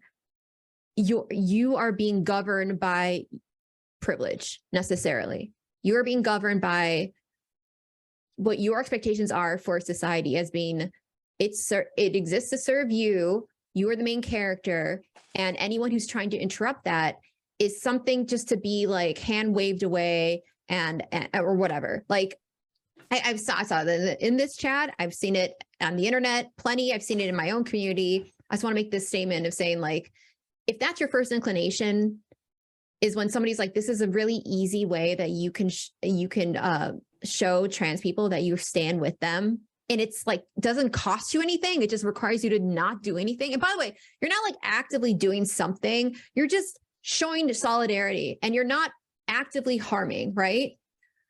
If your first inclination is to start trying to find loopholes, and what about this? What about that? I want you to understand that you've got a lot of work to do there. Like that's another thing on this is like, there's just so many, like in video games, like the actual. No, Muel, you don't understand. There've never been a video game in the history of video games that has ever allowed you to be a wizard and do magic. I know. Okay. Apparently, that's what people are saying. But like, if when most people like hear of video games, they think of like wizard. Like that's the word that comes to mind. Most people, they'd be like Dungeons, Dragons, Wizards, shit like that. It's just like, It drives me up the wall. It's like, okay, there's no other wizard game to play. Anyway, so in terms of like moving this conversation forward to talk about online activism in general and online. Does everyone here protest. understand the issue though? Does everyone in chat understands the issue? Since it's just it's not too many people, not too many hosts, we can be a little more intimate with chat. Does everyone in chat understand the issue?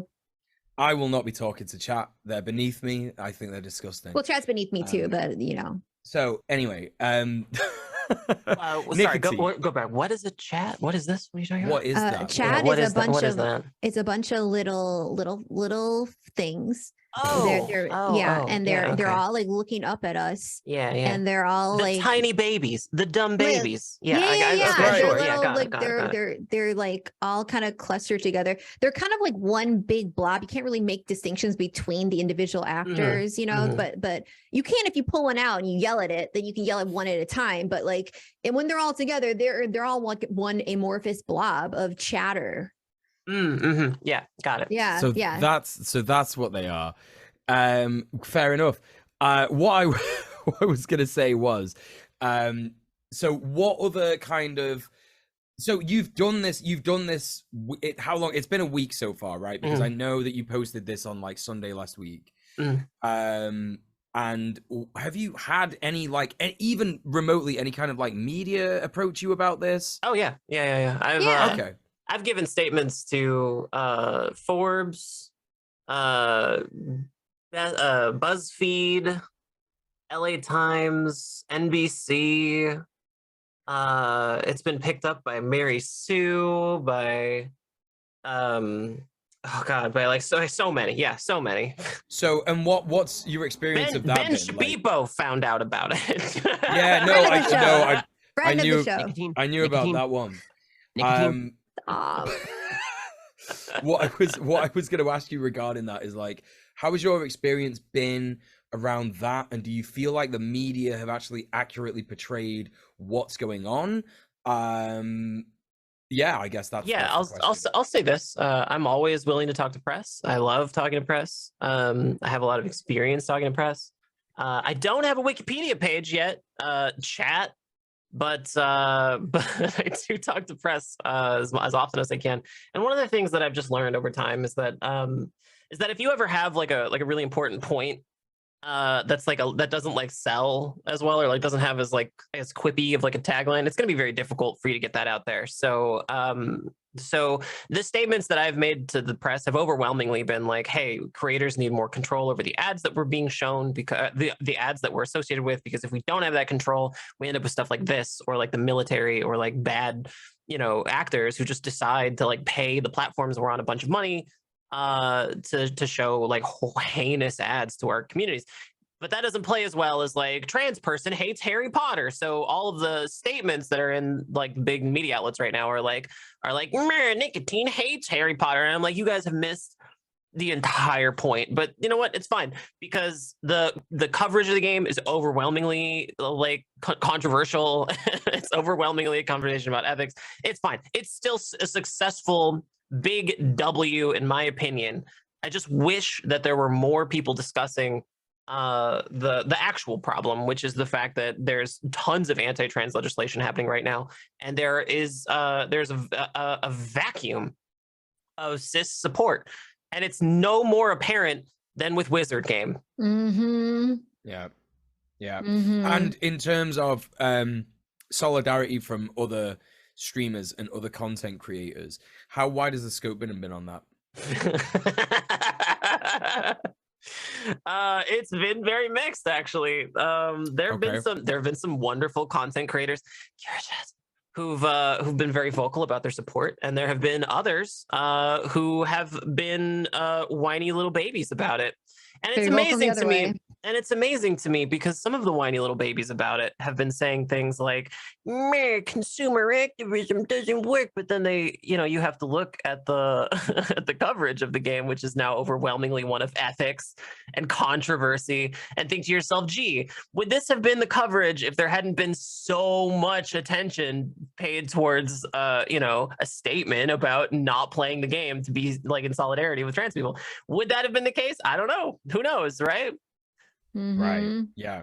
So I'm gonna And say no. It was. Yeah, I'm yeah, gonna say that it I'm wasn't. It gonna wouldn't. say No. I'm gonna say no too. When it spontaneously press when it spontaneously just start to rebel other against thing- J.K. Rowling. The other thing too is that there are a lot of content creators, a couple of content creators out there who have made sweeping statements like, if only we'd been allowed to play the wizard game, then we could have supported trans people. And it's kind of like, you have a job that relies on creativity, on the burst of creativity. You've been given a platform by so many people who value that creativity, and the most creative thing you can do is play a wizard game to raise money for trans people. Did they forget that like H Bomber Guy rose like over $250,000 for mermaids by playing fucking Donkey Kong? Did they just literally forget? Donkey Kong. Did they Literally forget Donkey about Kong. AOC?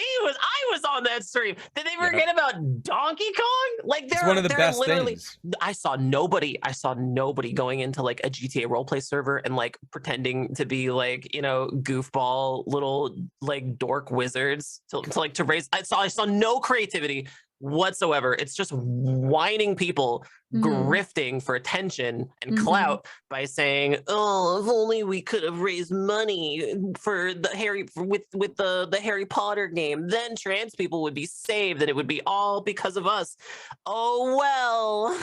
Yeah, I think it's, really it's such a false interesting. equivalence, Yikes! right? Yikes! I'm not going to Yeah. name names, but if you're saying that while also doing a fundraiser for another cause, that you're not having to play the video game where you're like being openly like bigoted against that group, like you don't have to play like I'm bigoted against the group that I'm raising money for, like video game to raise money for those people. Like you're showcasing the absurdity of your statements. Like Yeah. I'm not going to name names, but get it together. Like Yeah. you get it fucking together. Yeah. It all goes back to this sense of like smug entitlement that it's whether it be cis, whether it be white, you know, what have you. It's this smug sense of like entitlement that I'm to be catered to, and if I cannot be catered to, then I'm gonna have a temper tantrum and cry oppression and cry I'm a victim and cry this is harassment and bullying or whatever. And now I'm not gonna give you your life-saving money. How about that? Now you don't get to live. How about that? Yeah, You don't let me exactly. play my transphobic game. So one thing that I've noticed, I mean, for example, like I saw your tweet and I was like, oh, this is a really good excuse to like have a week off. I should do that. But then I was thinking, well, I actually already do a protest, like an ongoing protest on my stream on Twitch, which is like to encourage people to sub off Twitch for the reasons that, well, not only the reason that we're talking about here, the Hogwarts Legacy ads, but also like what Nikatine mentioned, like the military ads, also the fact that they took so long to deal with the hate raid problem, etc. Right? I don't even know if they're still affiliated with a charity, Autism Speaks. Like that's been a huge thing as well. So like I actively encourage. They also were affiliated with LGBT Alliance as well. Yeah. And you know, great that they got rid of that, but like there are still things ongoing, and this is just part of one of them. So I thought like, well, I'm already doing this protest, and I think it would be cool to sort of like, you know, mention what's going on with Nikatine, and but just on that, because that is something that's been a layover from Wreck-It Raven. Wreck-It Raven actually introduced me to the sub off Twitch idea, and a couple of other people who were involved in the Twitch Do Better campaign back in 2020 or 2021, I can't remember, when the hate raids were, you know, basically doing their thing. Well, when they were stronger than what they currently are. But yeah, I was wondering as well, have you seen any other kind of like different protest that it has sort of like been alongside this? Like, have you seen any other content creators doing anything like this? I have been going on I've been going on Twitch only pretty much to like scroll through my follower list and just like unfollow people who are playing Hogwarts Legacy. I have I've been, you know, I've been like DMing friends, other, you know, peers of mine, content creators, and just kind of checking up and seeing how they're doing. And I've seen a lot of people on social media also taking some time away from streaming, and And I think that the win condition is absolutely just that the conversation around the game is so like dire. Mm-hmm. I don't believe that a win condition is that nobody ever plays the Harry Potter game ever. But I do believe that the win condition is that people think twice. Mm-hmm. Yeah. And again, like on boycotts in general, it's like, you know, one of the biggest boycotts that most people know of is BDS, boycott, deny, I can't remember. Divest sanction. Boycott, divest, sanctions. And you know, they have made that illegal in multiple countries. It's if you don't know about the boycott, divest, sanction movement, it's one that basically encourages governments to stop, you know, to basically put sanctions on Israel because of the apartheid, you know, rule over Palestinian territory. And, you know, this is something that they've made illegal in multiple countries, in places in the USA, in places in Europe, like all over the fucking world. And, you know, they're only trying to make it illegal because it's effective. You know, this is the thing, right? It does work. And even if it doesn't work, as in like what Nikatine is saying is like, stop everybody from buying products from Israel, it gets people talking about it. So, you know, again, like, yeah, it's a dub. It's a dub that people are talking about it for sure. Mm-hmm.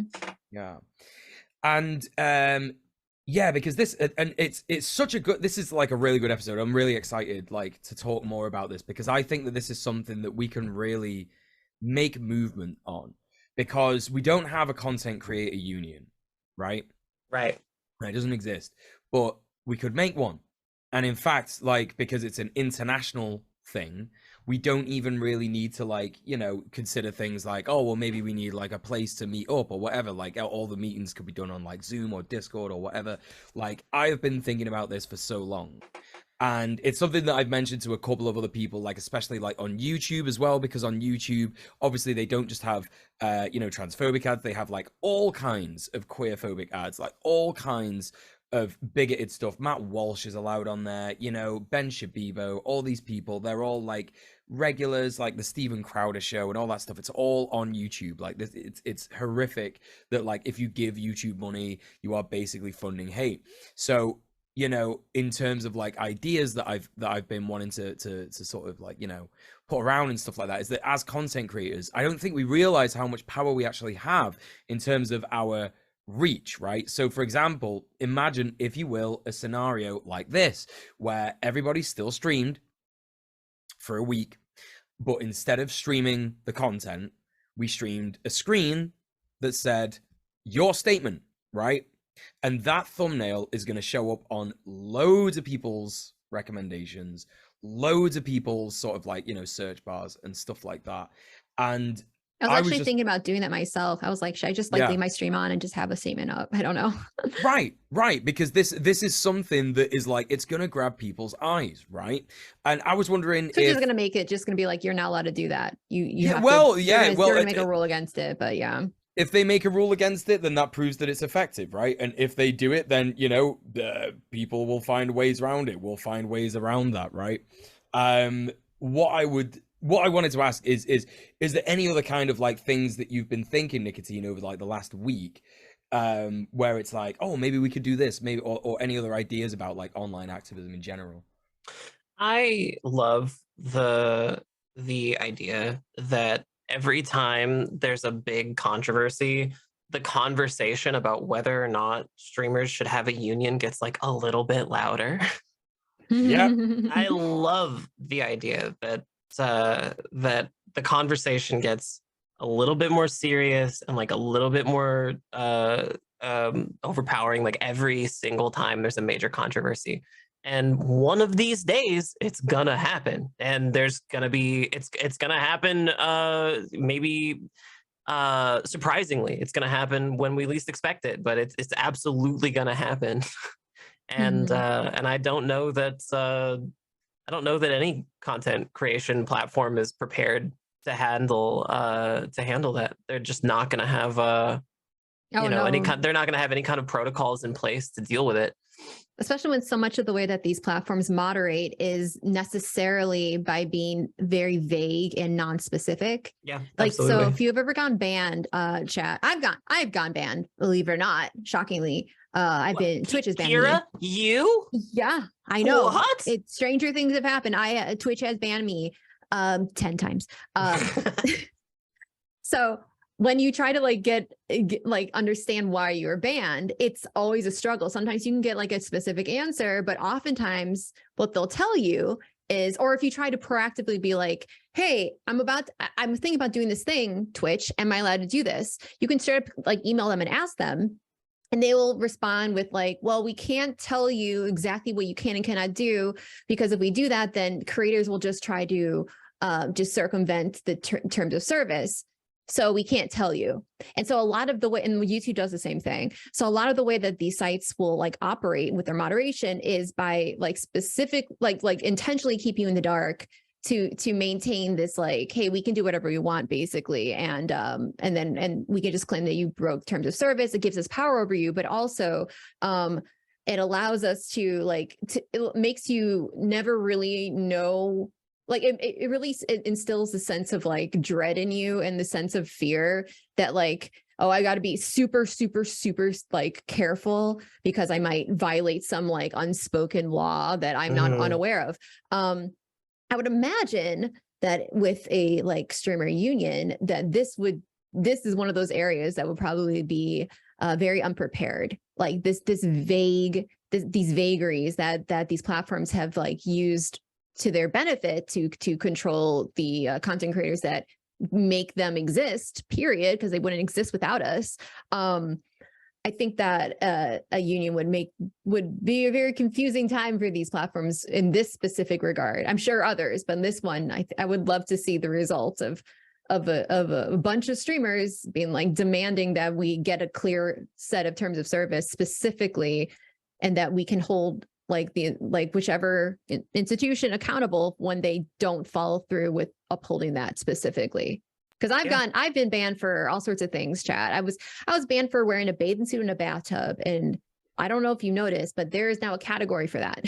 So like I've been banned for lots of things that are like very absurd things that I have seen people straight up doing in other capacities I don't get banned for.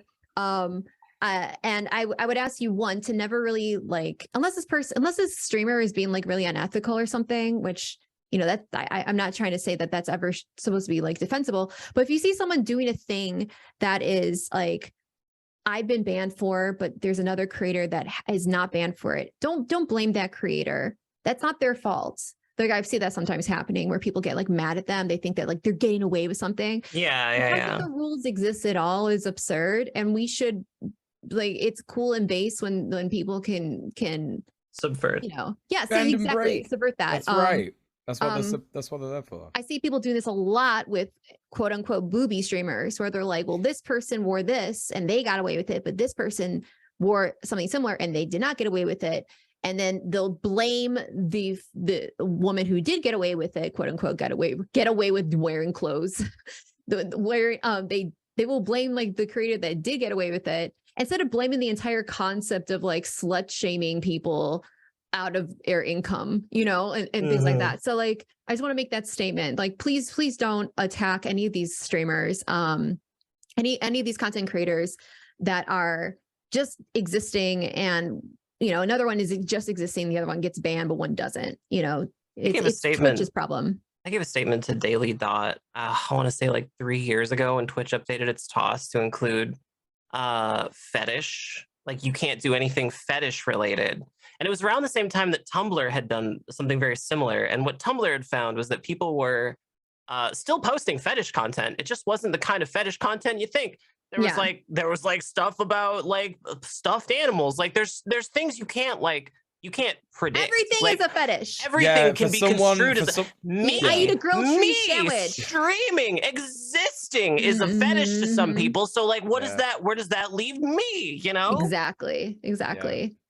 Like to some people, trees are a fetish, Yeah, exactly. I would love Gonna to ban see the from- breakdown. I don't know how to get this data, but I'd love to see the breakdown of all of the bans that have been, all of the bans issued for sexual content and like the gender divide on that.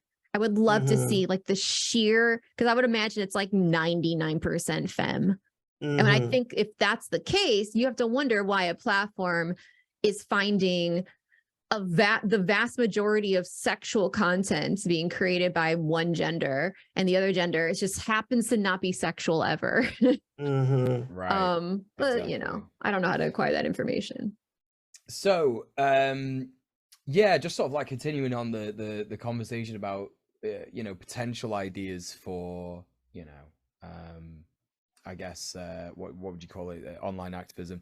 Like you know, I'm thinking of examples where things have gone really well, and one of those things that's gone really well online activism wise recently is when they put up, there was like a website where you could quote unquote report a drag show happening in your town or neighborhood or whatever.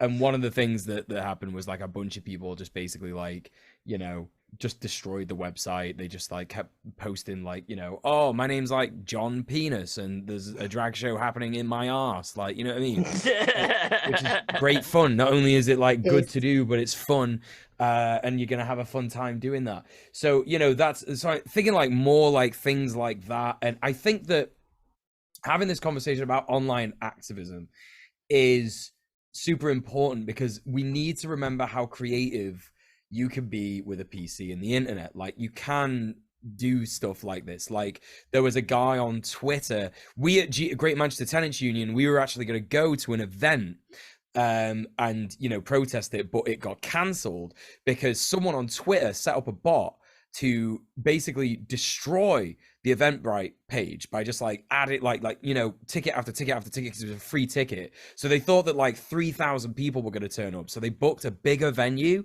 and then when the actual event happened, they didn't do that, and it was just like a massive venue with like, you know, 50 people. So it just looked really cringe, and they couldn't like promote it or anything because all the photos looked that odd. So, you know, things like that I think are really important to you know, to take on board. And I think as well, this is another reason why we get these comments saying things like, well, obviously we get these news articles saying things like Twitch streamer harassed for playing Hogwarts Legacy, and you know, they're literally like, it's there will be pushback against that in terms of, oh, look at these you know, crusty internet people, they're just like spamming the inbox of this one person, and they're sending them loads of hate mail, and really it's like something else that's happening. It's just like a completely different thing. So I think like what we have to remember when we're seeing things like the pushback against Hogwarts Legacy, for example, because I think a lot of people have been very depressed by this recently, which is understandable. I know I have. It sort of hit me the other day, and I was like, oh, this really sucks that so many people are like backing this, you know. And having like a friend as well be, you know, just sort of vague in why he, you know, wants to push back on it was like really annoying. But I think that that's something that we have to take on board, is that it doesn't matter what kind of online activism happens, because of the very nature of that being online, and people feel more free to act like an arsehole on the internet. You know, it's that whole argument about the internet being a double-edged sword. We do have to be prepared for what the pushback is going to be, and if it is this nonsense of like, oh well, I just bought the game to annoy the queer community, then like just ignore it. Because, you know, they're desperately trying to get to people. They're desperately trying to get to you. They know that when they say things like this, it's to get a reaction and shit like that. It doesn't make it okay, and I'm not excusing it, and I'm not saying everybody's going to be able to handle that kind of abuse. But it's something that we have to remember. But just no, it's nothing. There's, when you're trying to approach, like when you're being flooded with like shit, there's certain there's certain input that you should pay attention to, and then there's certain input that you don't have to pay attention to. Allow yourself to just not pay. And this is so much easier said than done. I'm really not trying, and I know that I can speak for Muel. We're really not trying to be like LMAO, just close your eyes, ha ha ha, it's you know, whatever. It's not, It that's not doesn't how work this like shit that. works whatsoever. Yeah. I can tell you personally, everyone in this call right now has been you know, the target of hate campaigns, probably multiple hate campaigns. So I think we can all agree that this is not a thing you can just like shut your eyes, whatever. But sometimes you feel like this obligation that you have to, like, you have to like look at this hate and you have to like afford it some level of like seriousness, that you have to in like internalize it to some extent, or else like, I don't know. There's certain input that people will try to like force you to have to internalize, that you can do yourself the favor, and you are not obligated to have to actually take it seriously. And this is some of it. Like, it sucks. It sucks, right? It sucks. But like, I don't know if I'm making any sense to anyone right now, because I'm really you are. okay, that makes sense. This is something that, like, if you're, at least for myself, like as being targeted by so many like hate campaigns, like harassment campaigns, this makes sense to me. Like, there is this part of me that feels like I'm supposed to put a little bit of credibility onto a hateful thing that someone tells me, that I have to pay it a little bit of attention at the very least, and I have to invest. I have to internalize it a bit. It has to become a part of me a bit. And I'm telling you that you don't actually have to do that. It's still gonna hurt. It still sucks, but like, you don't have to do that, if that makes any sense. Yeah. Do you understand what I mean? The block button is your friend. The mute button. You're is not your a bad friend. person for blocking. You're not weak for blocking. Yeah, you're winning for blocking, because you don't have to see them anymore. Yeah, it's only the internet. Like, like, I know that what we're doing The here, internet's a powerful thing, but at the same time, yeah, we have to remember that it's like, you know, responding to every single person who's giving you the worst circular argument in the world, you know, is not necessary. You don't have to do that. But yeah, I wonder, Nikatine, have you got any like insight on that in particular? Yeah, we're like the first real generation that's ever had to deal with this. we are the first human beings in history to have to deal with like something that we've said being listened to by thousands upon thousands, sometimes hundreds of thousands of people, and facing social ramifications for that. And people don't know how to respond to that. People are so removed from the human element that they're fully willing to just say, the worst things they can possibly think of without even considering the fact that like we're all human beings. And I think that's that, if you lose sight of that, like it can be a really difficult, like emotional time for you. So if you're here and you're experiencing, hate or harassment online, like you're kind of a trailblazer, True. Actually, incredibly true and based. I think personally the Hogwarts Legacy thing is going to be old news by tomorrow. Personally, we live on like a sort of like 7-day news cycle. It just when a week happens, that's it. It's over. Sometimes it's even faster nowadays. So it's going to be interesting to see what kind of stuff people are talking about regarding it next week. But I do genuinely think that like it's been a rough week for sure. And I think successful though, as much as it's been rough. That's what I'm saying. Like it's been successful because there are so many people talking about it. And I think that now is the time that we need to be having a louder conversation, like you say, Nikatine, about streamer unions and about like what we could potentially achieve as a union and what it would mean. And because people seem to really, like, again, as I was saying before, it's like not only do you have a huge reach as a content creator, not just by the algorithm of whatever platform you're on, but you also have an audience. And I was saying this to my chat earlier this week because one person in my chat said to me that a streamer they knew was streaming Hogwarts Legacy, and it's like, oh well, they've only got like 5 viewers or whatever, you know what I mean? And I said that doesn't matter. Like if they've got 5 viewers, that's 5 people who may not know that it's super cringe and you know bad to play that game. The biggest most insidious thing that corporations have done to content creators is make us believe that the lower your like view count is, the less valuable you are. I see this all the time with hashtag support small streamers. Like if you ever have a company reach out to you and they're like, hey, we'll give you free product if you shill for us, and support small streamers are like, ooh, free product, and they just like latch onto it because they believe that they don't have any value to these corporations.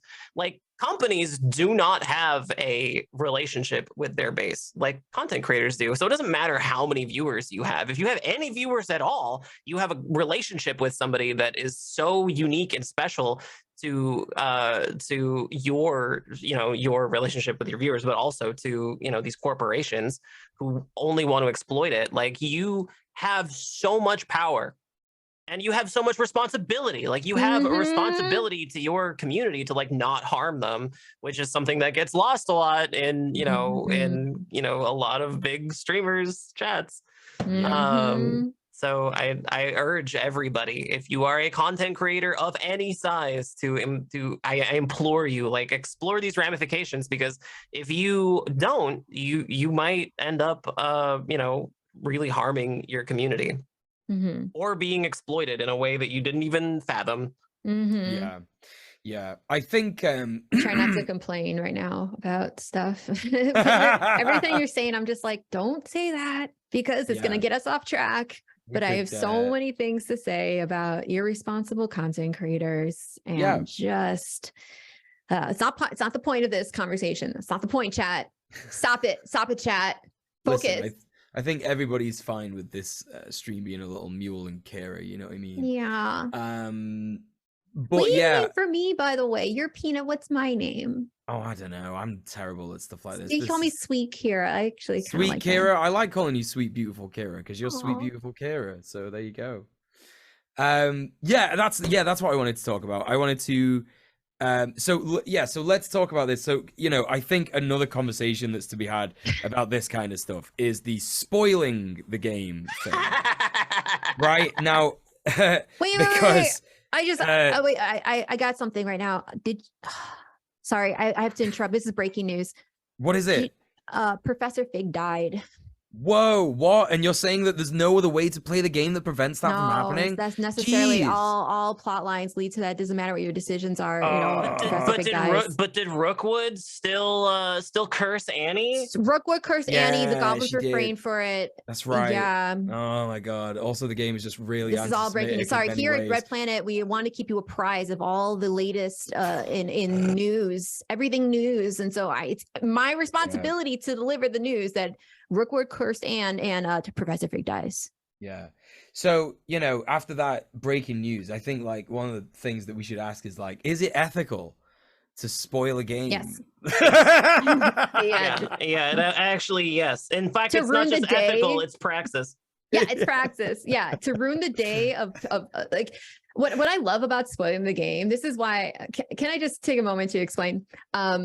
So I hate spoilers. So personally, when I'm spoiling this game, it says tremendous. I think it should communicate just how much of a piece of shit you are for playing this game. But for people on the internet, like I'm sure there's people out there that that live under a rock, somehow got their hands in the game, whatever. We're not talking about those people. We're talking about people that are actually going to be paying attention to like, you know, people that are exposed to like the conversations that we're having, like the conversations. Willfully ignorant people. Yeah. Right.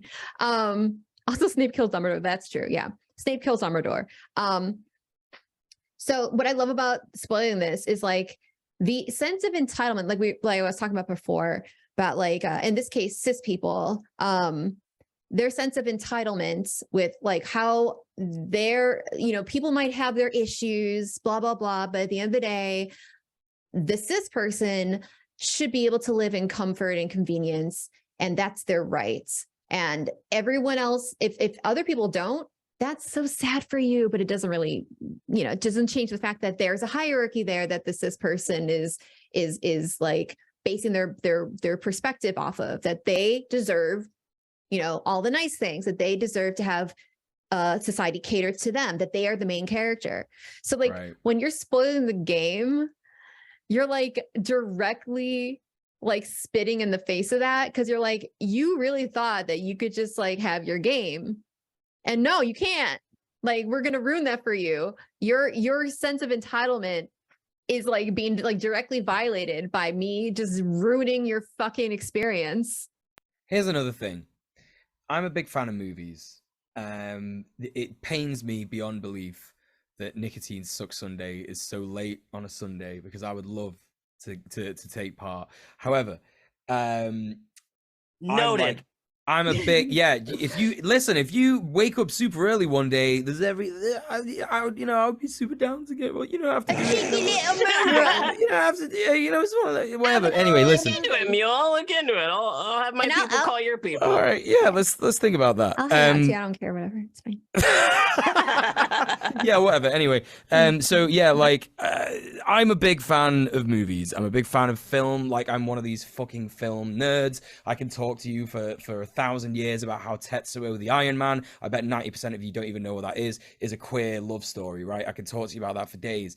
And here's the thing about stories, chat. Here's the thing about like a plot and how things work, right? So if you have a plot point in a game or a story that is like so necessary that like the entire story and enjoyment of it is like on that one point in the plot, then you have written a shit story. Like, that's the truth, right? That's just a fact. It's like, if you like, say, oh, well, Bilbo, like, I'm gonna say it, chat, Lord of the Rings is shit. Like, if you did not know, like, fucking Frodo goes to Mount Doom and he's just such a winnet that he can't put the ring in in Mount Doom, and then Smeagol has to do it. Smeagol has to do it for him. Oh my god. Like, it's terrible. It's like a bad story. It's like, fucking hell. Like, if that's the thing that like ruins the story for you, then shit, you've not been enjoying the the story. Like, because there's a lot of writing in Lord of the Rings that makes it a more enjoyable experience than just that one fucking fact. See, I was twisting. I was doing a twist of my own, actually, just there. I don't know if anyone recognized what I just did, but anyway, right. So that's the thing. It's like, if you're not going to enjoy a game because you know that like Professor Fig dies and there's nothing you can do about it, and Rookwood cursed Anne and the goblins were framed, then find a better game. Like, there's much better games to enjoy out there. Like, there's no other games, Mule. There's only this one game. I can't be a wizard anywhere else, and I certainly can't be a wizard better anywhere else, Mule. That's true. Yeah, you're right. You know what? I stand corrected. I want, That's the end of my argument. I want to do somersaults. Can you find me a game where I can do somersaults and no, there's no other game that does that ever. Actually, wasn't there a wizard game that just came out, but it had a female protagonist and everybody was like real mad about it? Oh, yeah. I kind of remember that people were mad. I kind of remember like last week. I kind of remember people were mad that like she said things in a normal way. That's something I remember. People were so upset that she said a sentence that was relatable and interesting and actually like made me interested to check out the game. And like wasn't built on the back of a franchise controlled by a transphobe. Yeah, that was also a benefit to that game. Nuts, right? Crazy. I just like honestly can't believe it sometimes when there are things like this that exist. So obviously I hope everybody in chat knows. I hope everyone in chat is able to like detect like the layers of irony that we're going through here. But anyway, it's important to say, it's important to note that like these are the effects of what a boycott is, right? It's like, and again, like, it's such a small thing to be annoyed that you found out that Dumbledore dies at the end. It's like, in the grand scheme of your life, you're gonna forget about that in 5 weeks, like at the absolute most. So if your argument is that like, oh, it's childish to spoil the game, where was this defense of like The Last of Us? Like, where was this defense of all the other games that have had spoilers? There was one It was Resident Evil 8, I think. Like there were so many spoilers going around for that game, and there was hardly any kind of Can I say something? uproar about it and stuff. Of course, yeah. I'm okay with stories not being great. I don't think it's a moral issue. I don't think it's unethical if if it's spoiled, it ruins the story. I don't think that's an issue, a moral deficit if you enjoy quote unquote poor storytelling. I just want to make it very clear. I am very bothered by spoilers personally. I don't think that's a moral failing of myself. I don't think that makes me like a lesser person. I think so I just want to get us back on track with that. What you're saying is probably technically true, that a bad story is one in which like one detail given, like if it ruins the whole thing, then it's a bad story. That's probably technically true. But as far as like the relevance and like, fucking Hogwarts Legacy fans sucking, like who cares? So like, who cares if you like lazily written things, that's fine. I like lazily written things. I like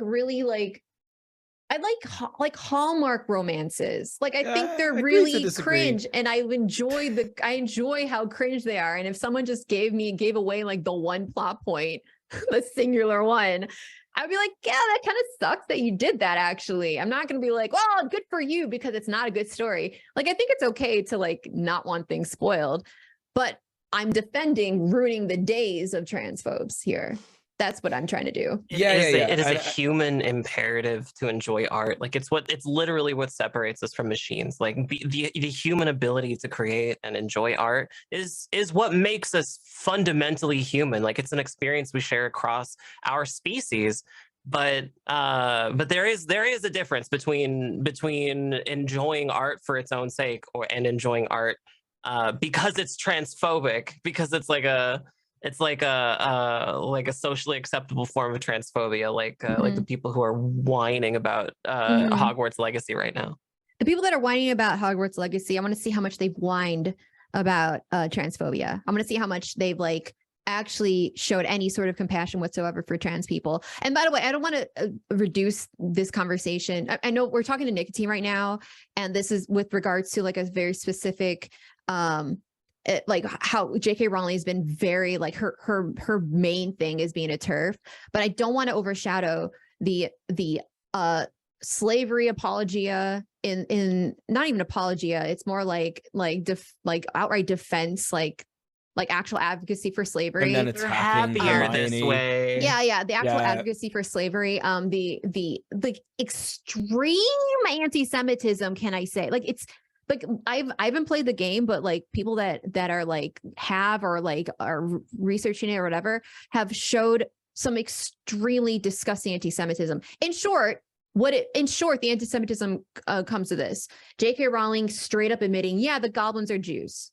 Yes, that's in fact what I meant to do. But that's the crux of it. She's outright just admitting that the goblins that are the bankers, the evil, like calculating bankers, are in fact Jews. That's what she's doing. If you look at the designs of the Harry Potter goblins and like an image, it looks extremely similar to Nazi era propaganda about Jews, like and not even just like 1930s Germany, but also like various other places where pogroms against Jews have happened, like where they've created propaganda against Jews and shit like that.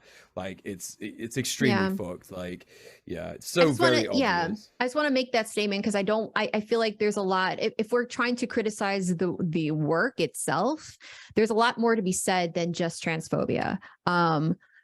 So I just want to make that very clear. I don't want to leave out like the immense racism. I don't want to leave out the anti-Semitism, which could be considered racism. I don't want to leave these things out. But we are discussing primarily J.K. Rowling as the leader of a hate movement against trans people.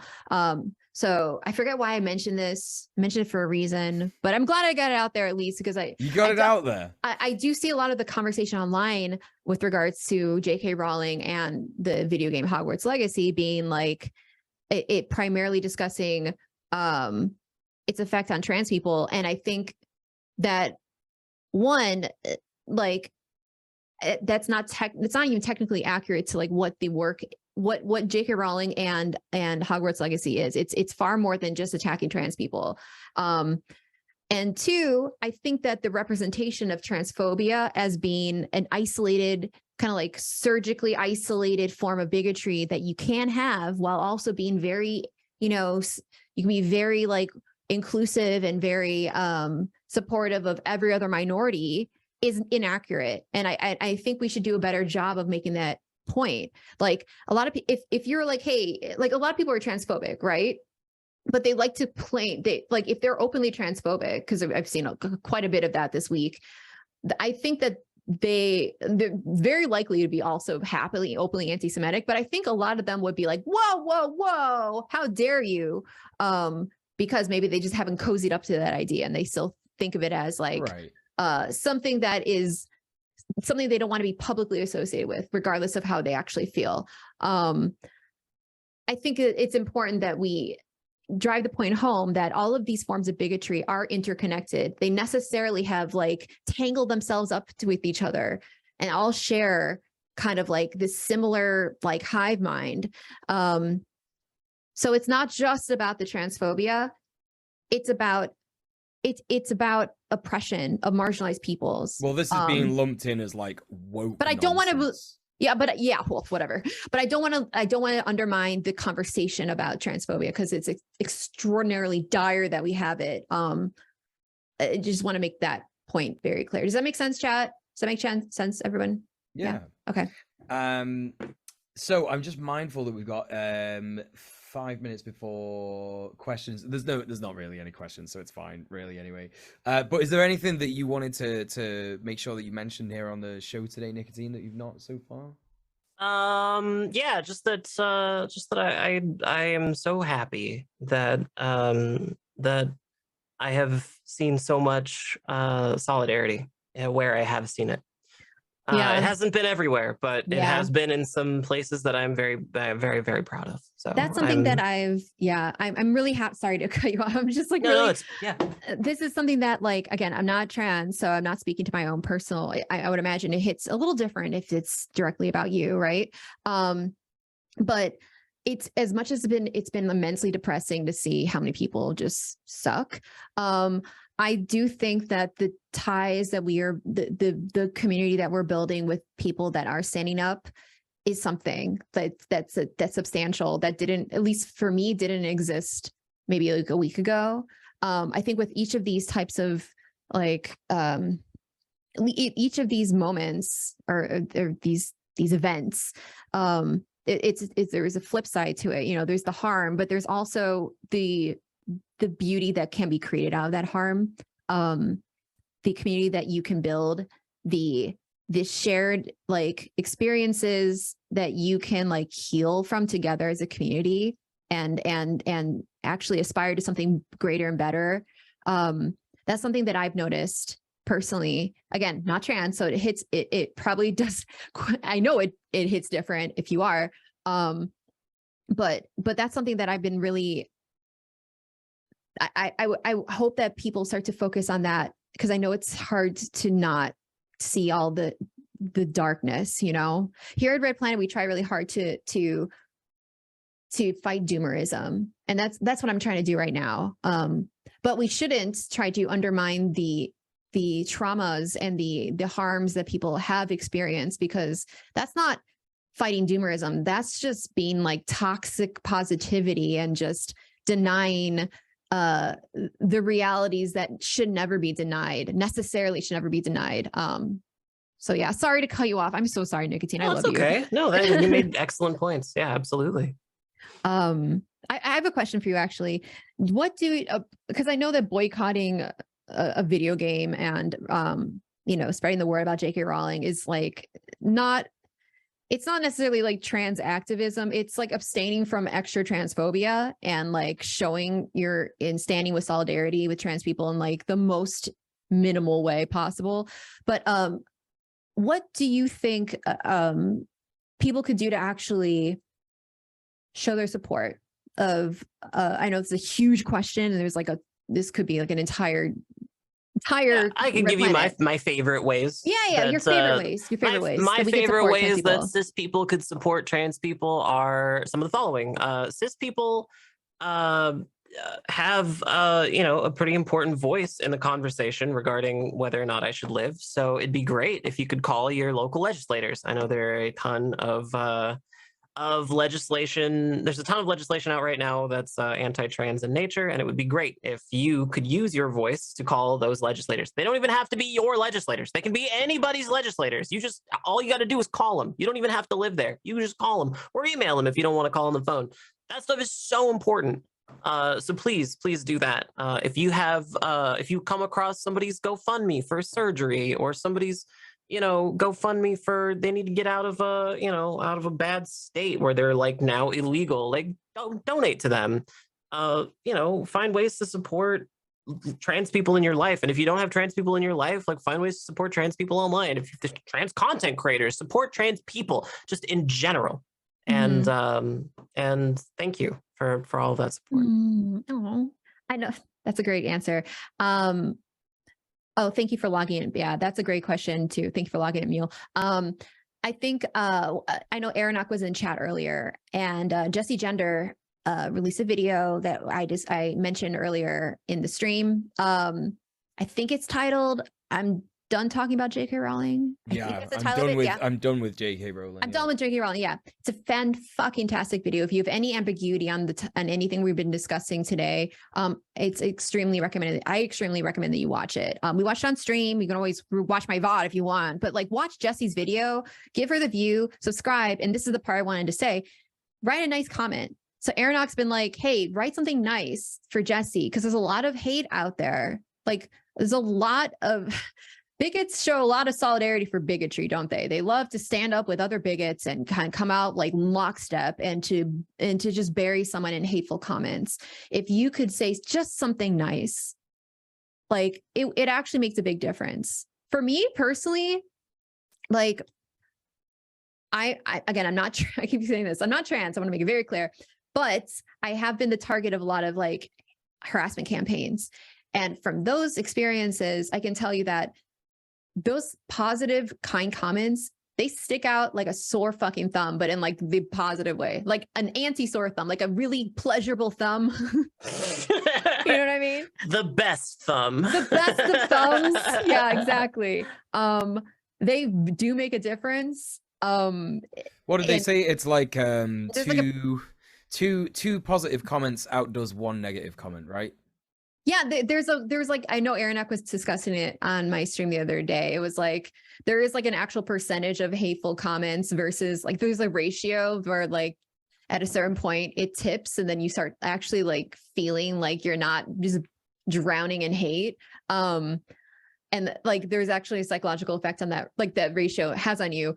So just be part of that.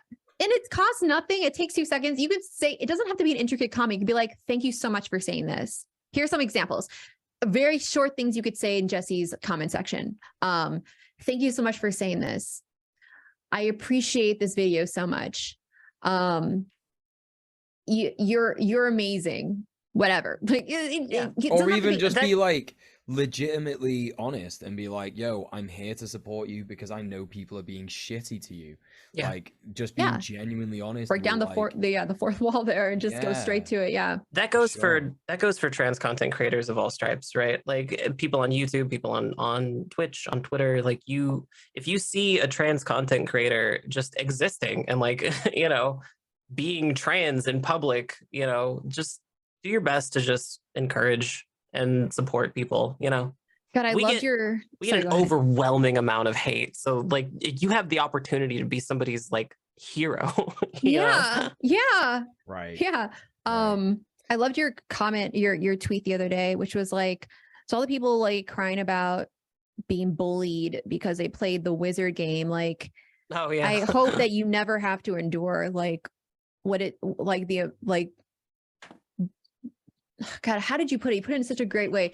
Something about I just find it. The people who are, you know, who are so hurt that they received like the most mild criticism for playing the wizard game. Like, I hope that they never have to transition. Like, I hope they never have to go through like the like overwhelming amount of hatred that trans people experience like on a daily basis.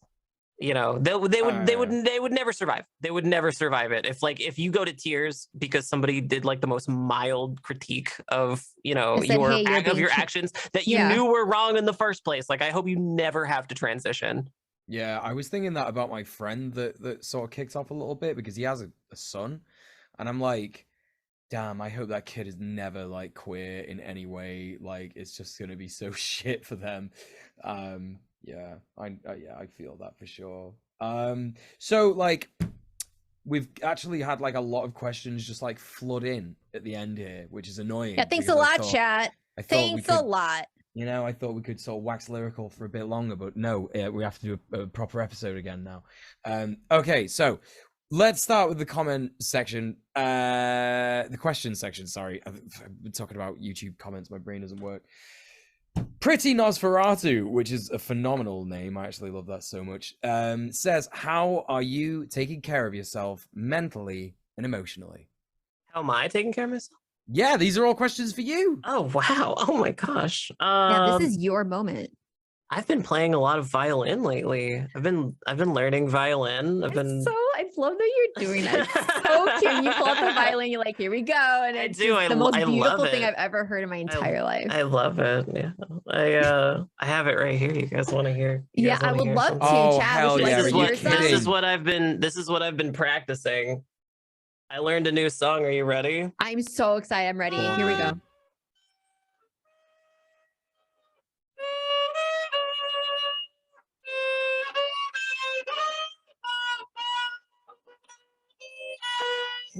Why does it sound like that? Oh, thank you. Thank you. Yeah, thanks. Thank you. The audio on Zoom was really bad, so I didn't hear like. Turns out violin is very difficult to learn.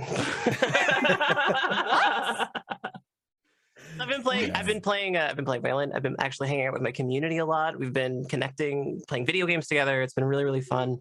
I've been taking some time to like actually, you know, get more in touch with my community, and like, you know, I think that's really important, you know, to get back to that a little bit as a creator, right? Yeah. Especially when, you know, when your rather innocuous statement goes ballistic on Twitter, and suddenly, you know, like tens of thousands of people are like sending you death threats. It's like important that people remember that you're a human being. So.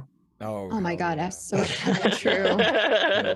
I've been bowling. I bowled 149 last week. Is that good? Yeah, let's go. That's pretty good. It's I don't want to toot my own horn. It's pretty good. Toot it.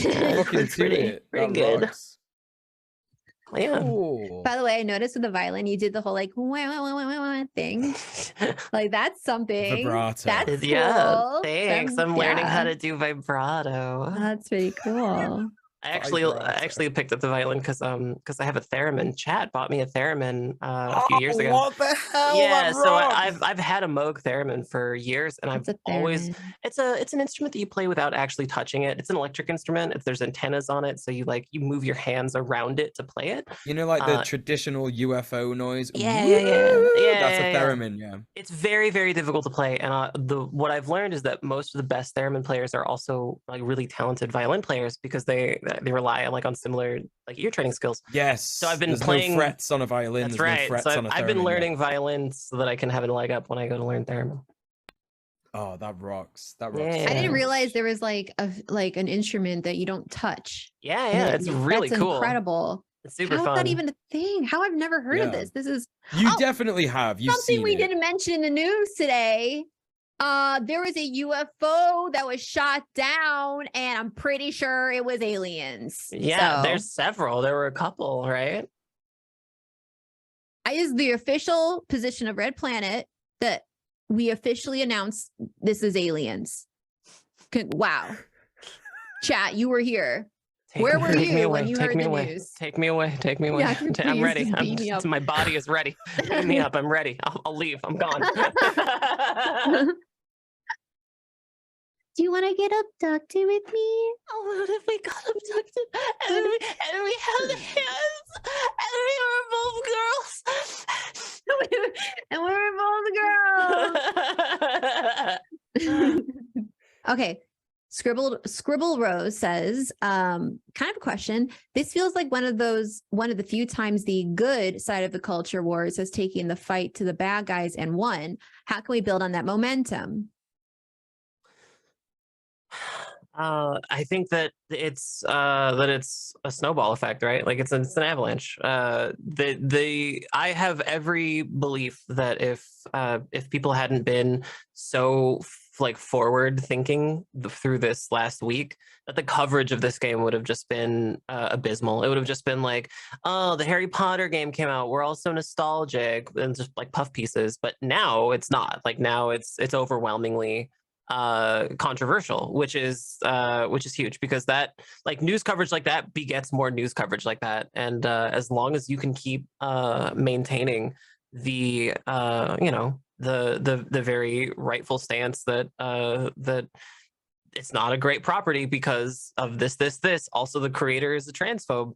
Then that's really important, because it's not just about the fact that Harry Potter is bad or that the J.K. Rowling is awful. Like it's what it really comes down to is the fact that you've drawn a line. Like all of you have drawn a line, and you've said that if you, cis person, walk over this line, you can't be mad if we're like, hey, that's not very supportive. You can't be upset at us if we critique you. You can't fall to tears if we critique you. With the most mild criticism. Like you who call yourself an ally can no longer operate indiscriminately as such by doing this thing that we have repeatedly told you harms us. And that is extremely important. So I 100% agree with this. Yeah. Absolutely. I saw someone's reply to like my tweet. Maybe it was my tweet in support of you, I forget. And someone was like, this sounds a lot like you're saying, if you're not with us, you're against us. It's like, yeah. Yeah, you're getting it now. You're understanding it. It's not this like, oh, I support people, but I also do nothing about it. And then I just like, I don't have like, no, like your actions have consequences. I know that you don't think they do, because you live in this kind of like consumer brain that just like sees everything as like a TV show around you that doesn't actually have real life ramifications. But like with us or against us is in fact the reality with regards to like marginalized people. If you're not in support of marginalized people, if you're not in solidarity with them, you are against them in a world that is killing them. Like that's the reality of it. So yeah, I like, and also like, piggybacking off what you said, I had a friend that, whatever, they sent me this information. It was really helpful. It shaped the tweet that I tweeted. I retweeted them. It was basically like what a definition of a boycott is. And boycotts are supposed to socially ostracize those people, or so those participating in the thing being boycotted. And everyone crying about, oh, blah, blah, blah, you're making me feel bad, is learning the very basics about like what a boycott is. It's important that we remember this, because a lot of people like to think that these actions or these political, I don't want to call them opinions, but these positions that they take aren't like truly like positions that should ever hamper their feelings of comfort with regards to like social acceptance, because social acceptance is like so important to people. They want to feel popular. They want to feel like they have clout. They want to feel, like they're liked, that they get attention, so on and so forth. If you are cutting those people out of those of what they perceive to be like their number one priority, I think it starts to hit people a little different. And so I agree with you that like drawing that line in the sand, be like, this is it. And if you cross this, you're out. And it's not, this isn't something I'm saying lightly. I'm not saying this with like nothing backing it. I will actually like cut you out of my life because you were no longer allowed to be in it. I think that keeping up that momentum, using that with care, obviously, because it's a pretty extreme thing to do, But I think using it with care is absolutely the right thing to do with regards to people just refusing to stand in solidarity with people that are being genocided. Yeah, absolutely. I said this in the beginning too, that like the point of a boycott is not it's not a zero sum thing. Like the boycott isn't only successful if nobody ever plays the Harry Potter game. The point of it is to create a dilemma. Like the point of the boycott is to create a dilemma. The dilemma is if I play the game, then other people will feel that I am a transphobic person. Which, I mean, if you support transphobia, what else does that make you? Mm. Like it's to create that sense of a dilemma, and a lot of people have had to reconcile with that 100%. dilemma. So many people have had to reconcile with that dilemma, and that dilemma is something that cis people don't come up against very often, because cis people, I love you cis people, but you are very comfortable. You are very comfortable in your dominance over social issues, and when suddenly you might get the most minor critique or reconciliation with that comfort, suddenly we can bring up a lot of feelings. Sometimes people, especially on Twitter, can be very like angry or mean spirited or just crazy. But it is important that those dilemmas are raised in ways like this, and that is the point of the boycott. And in my eyes, that statement has been 1,000% more successful than I could have even possibly dreamed. Mm-hmm. Oh, that is so fucking well said. Okay. Next question. What are we doing? Which one? Go Out? Did you read Go Out? I had to go for a wee, so I missed which one. A little cheeky wee. A little cheeky wee, mate. Bit of a cheeky wee.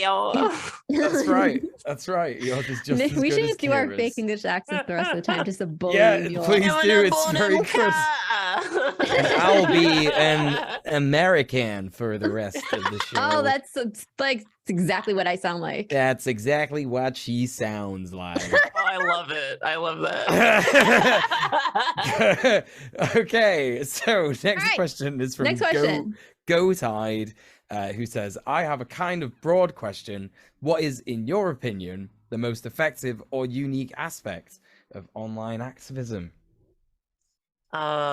I think that never before in human history has our capacity to reach so many people been amplified in this way, right? The benefit of online activism is, I mean, it's also like the sword where we fall in all the time, right? It's also like the downfall of of online discourse, that so many people can see like just the worst opinions. But really, the fact of the matter is that the internet has enabled us an incredible reach, something that a couple generations ago we couldn't have even dreamed of. A decentralized method of reaching human beings that isn't in control of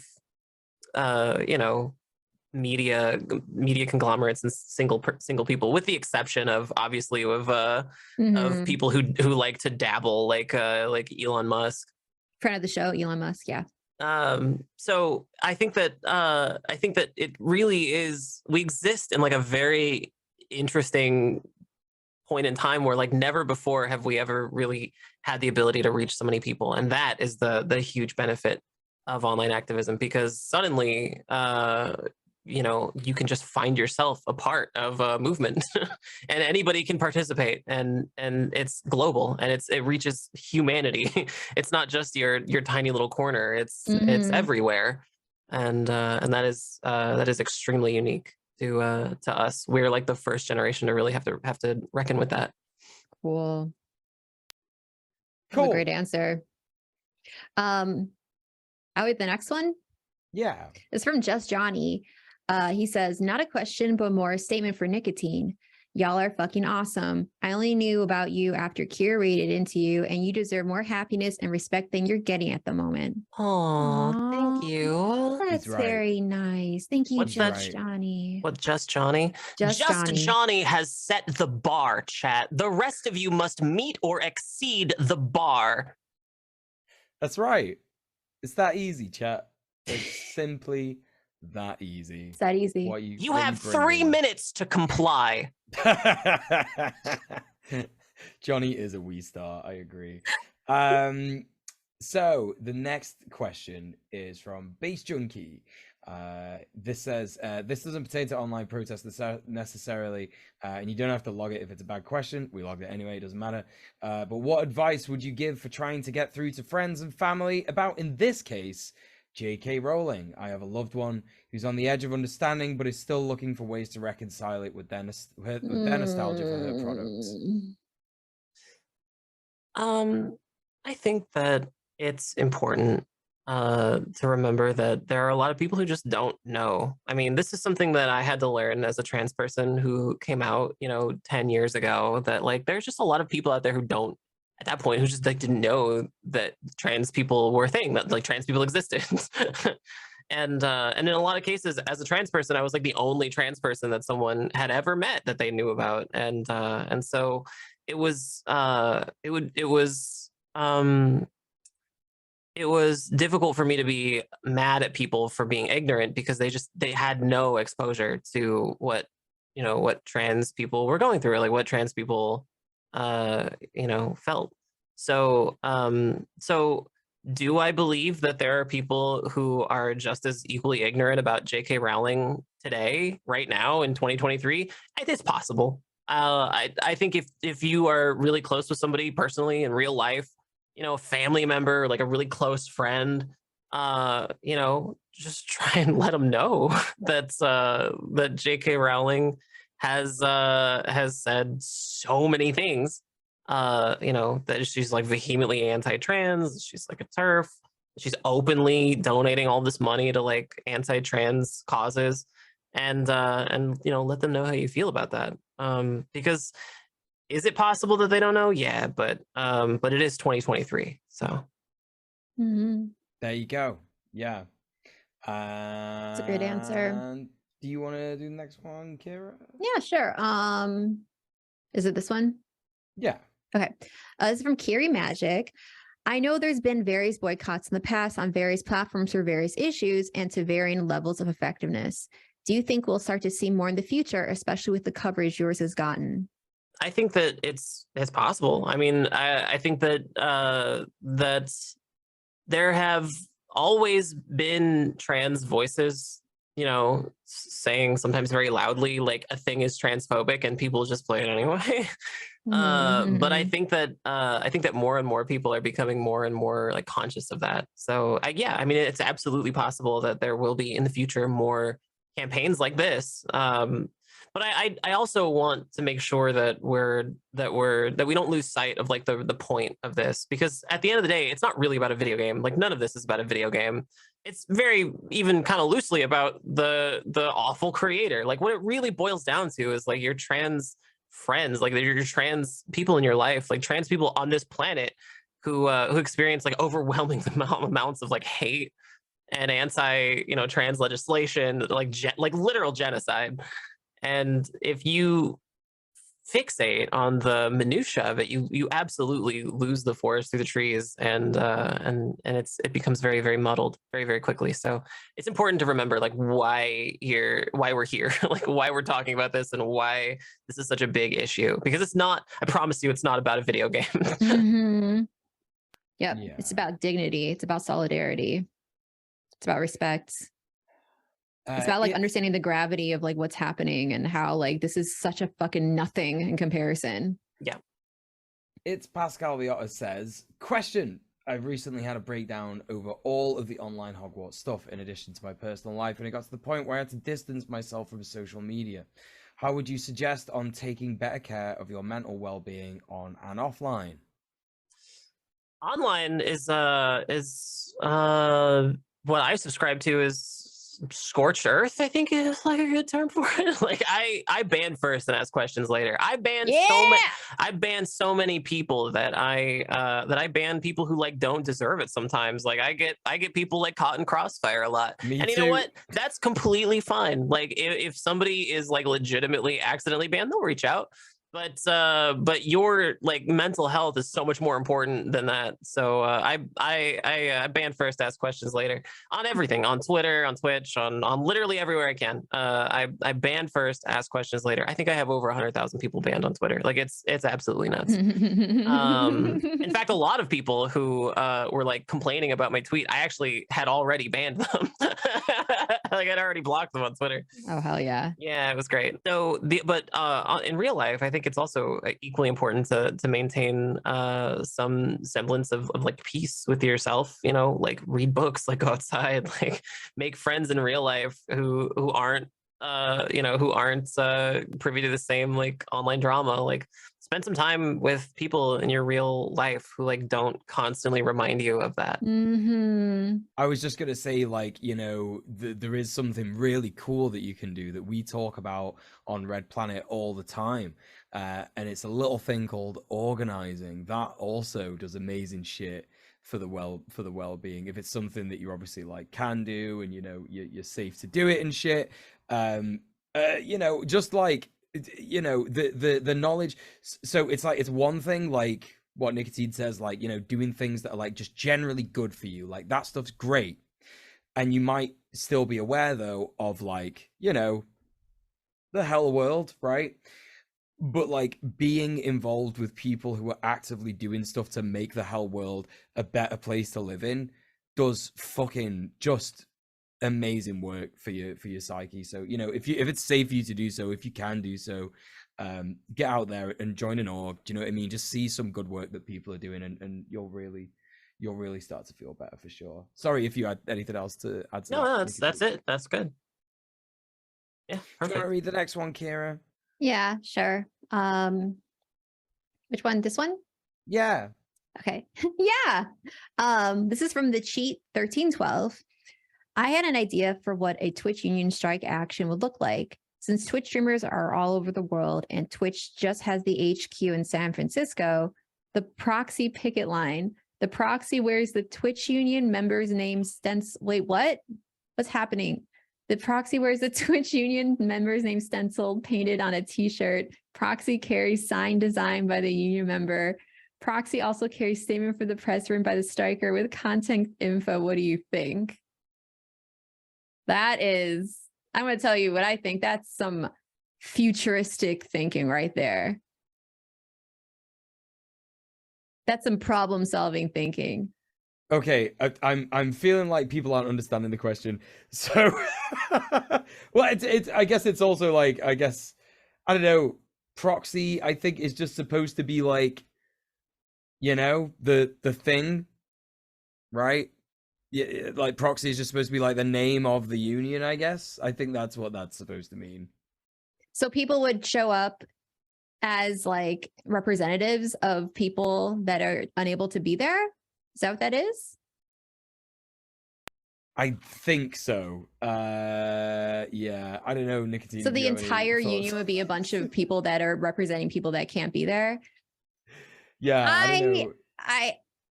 I mean, like, that'd be cool and all to do that, but like, I don't know. I don't think it's necessary. If it's an online strike, I don't really think, I mean, a physical presence, listen, I know this question's for Nikatine, but I'm somehow, you know what? It's for Nikatine. I'm not gonna.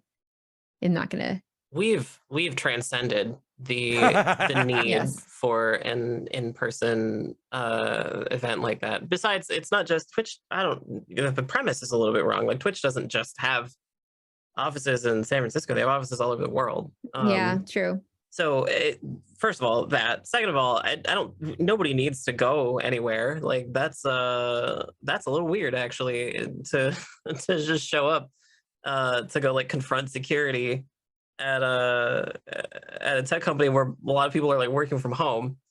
I don't know. I don't think that's necessary, but I do think that. But I do think that online organizing is extremely important. Mm-hmm. Yeah, for sure. I think that's a good answer. We're living in a world that is just tacitly like acknowledging a pandemic as normal. Like we don't necessarily need to like group up in big groups in person. Like we have the internet for that. That is. As I tell myself every Friday night.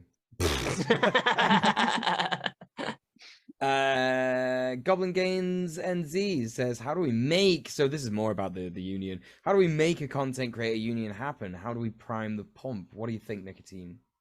How do we grease the wheels? I don't know how to grease those wheels. I'm not a lawyer or anything, but I do think that a big like formative step is stuff like this. I think a big formative step is this. I said it earlier that anytime that there's a big controversy like this, the talk and the seriousness of streamers discussing like what it would take to start a union gets like a little bit louder and like a little bit more serious, and that is incredibly important. Like that's a big step, and I'm very happy for that. Cool. Yeah. And what about the last one, Kira? The last one is from Beanie Gaby. Nikatine, how do you juggle being so base and so iconic at the same time? I play violin. I don't know if you guys have heard. I'm something of a pretty accomplished violinist. So I do recommend doing something that you're bad at regularly. No, I'm very serious. I do recommend doing something that you are terrible at regularly, because if you lose sight of the fact that you are just a biological sack of fluids and electricity, then you fall victim to, you know, like believing your own farts, right? Like like if you begin to think that that your opinion is the only opinion that matters, or that your stance is the only one that can ever be right, and that everyone else is wrong, you know, it's very easy to fall into you know, to some pretty dark territory. So I think it's important that people regularly do things that you are bad at. True. And to try new things, find some hobbies that are like interesting to you and fun, things that you can talk about and discuss and like make friends over and like bond with people over, like I don't know, like bowling. Go bowling, pick up an instrument, like learn how to do a new skill, read a book. Like those things are so important. If you can't do those things anymore, then what's the point of like being a human being? You know, if you're incapable of curiosity, like what's the point? True. I think that's yeah. I think that's actually really, really, really important. Like you've got to make sure that, yeah, whatever kind of like odd brainworms take over when you reach like a certain level of content creator, you got to keep those at bay. Like, you know, that I am right in everything that I do and I'm not going to listen to anyone. Like that's definitely like, yeah, something that an attitude I've seen picked up by so many content creators who have just absolutely you know, just gone down in flames, and it's altogether way too common. You can almost set a clock to it. Like it's nuts. So yeah, you know, keep yourself humble, do things you're bad at, and don't be afraid of being bad at stuff. I love Don't be afraid of like making mistakes. It's okay to make mistakes. It's what part of being a human being. True. Very, very true and very important. Well, that is the end of the questions. And Nikatine. We have one last question for Nikatine. Oh yeah, go for it. Well, we assign homework to our chatters because our little sweet chatters love to be told what to do. They're very obedient. They want tasks. They're bred for this. So do you have any homework assignments that you could assign chatters to, you know, maybe action something we discussed today, or something, you know, maybe they can go out and do something, or go out and read something, or talk to someone, or whatever. Is there anything you like to assign our sweet little chatters to do this week? Yeah, absolutely. I want you to identify a anti-trans piece of legislation. There are so many to choose from right now. Just pick one and find a politician involved in that and write them a letter. You don't have to write them a physical letter. You can write them an email. It takes 2 minutes. It's extremely easy to do, and it's extremely important right now. And it doesn't matter who you are or where you're from. Write them a letter. Make sure that you make your voice known, because that's like so important right now. And if you are the kind of person who has been rallying against the wizard game and being like, I'm such a good ally because blah blah blah, prove it. Find a trans person, support them, give them money, give them nice comments, just like support people in this world who exist as an act of resistance and just just try to remember we're all people. That's amazing. Yeah, great answer. And that is really easy homework for a lot of people who may have been paying attention at the start of the show. So there you go. Thank you so much, Nikatine. And is there anything else that you think we've missed that you want to or where can we find you too? Go out at the end of the stream? Well, yeah, I'm a Twitch ambassador. I'm like a Twitch creator here on twitch.tv/Nikatine and Nikatine. I'm obviously not streaming at the moment, or soon. But I encourage you to follow me here on Twitch. I also I'm on Twitter a lot, and you can just go to nikatine.com for all of my links. I'm thinking by the time I do come back, I'm not sure exactly when that's going to be, but probably sometime in the next week or two, unless Twitch puts out a statement that says when the thing is going to end. Then I'm just going to start planning a charity event. So yeah, excellent. I think I'll make a big deal about it when I come back. And it'll be a big charity event, and I'm putting together some interesting ideas. I think it's gonna be cool. So follow me at nikatine.com.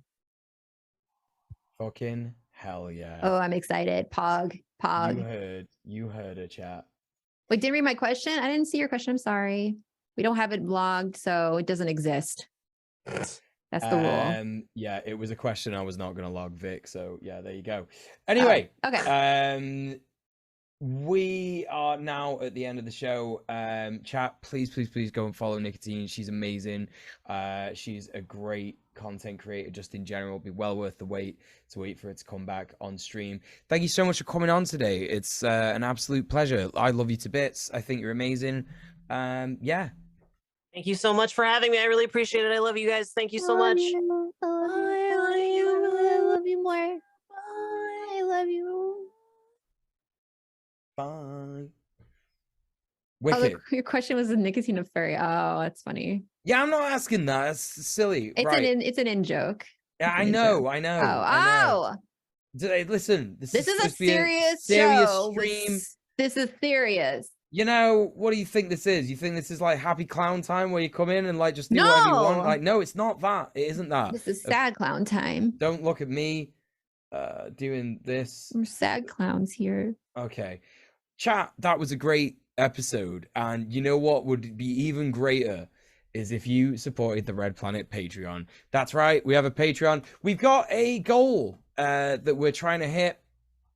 And we're getting quite close to it. It's we're very doing exciting. Good progress on the Patreon. I'm really proud of you, chatters. But those of you who haven't paid, you got to sort it out. I know that. I think we had a new patron this stream because the goal has gone up a little bit.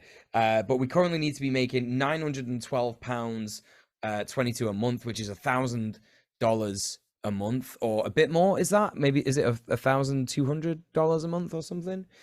200 wants to read the stream. Oh, cool! Just joined today. Very cool. Thank you. Thank you so much for supporting Red I'm Planet. So proud of chatters. Look at you, chatters, go. Look at you go.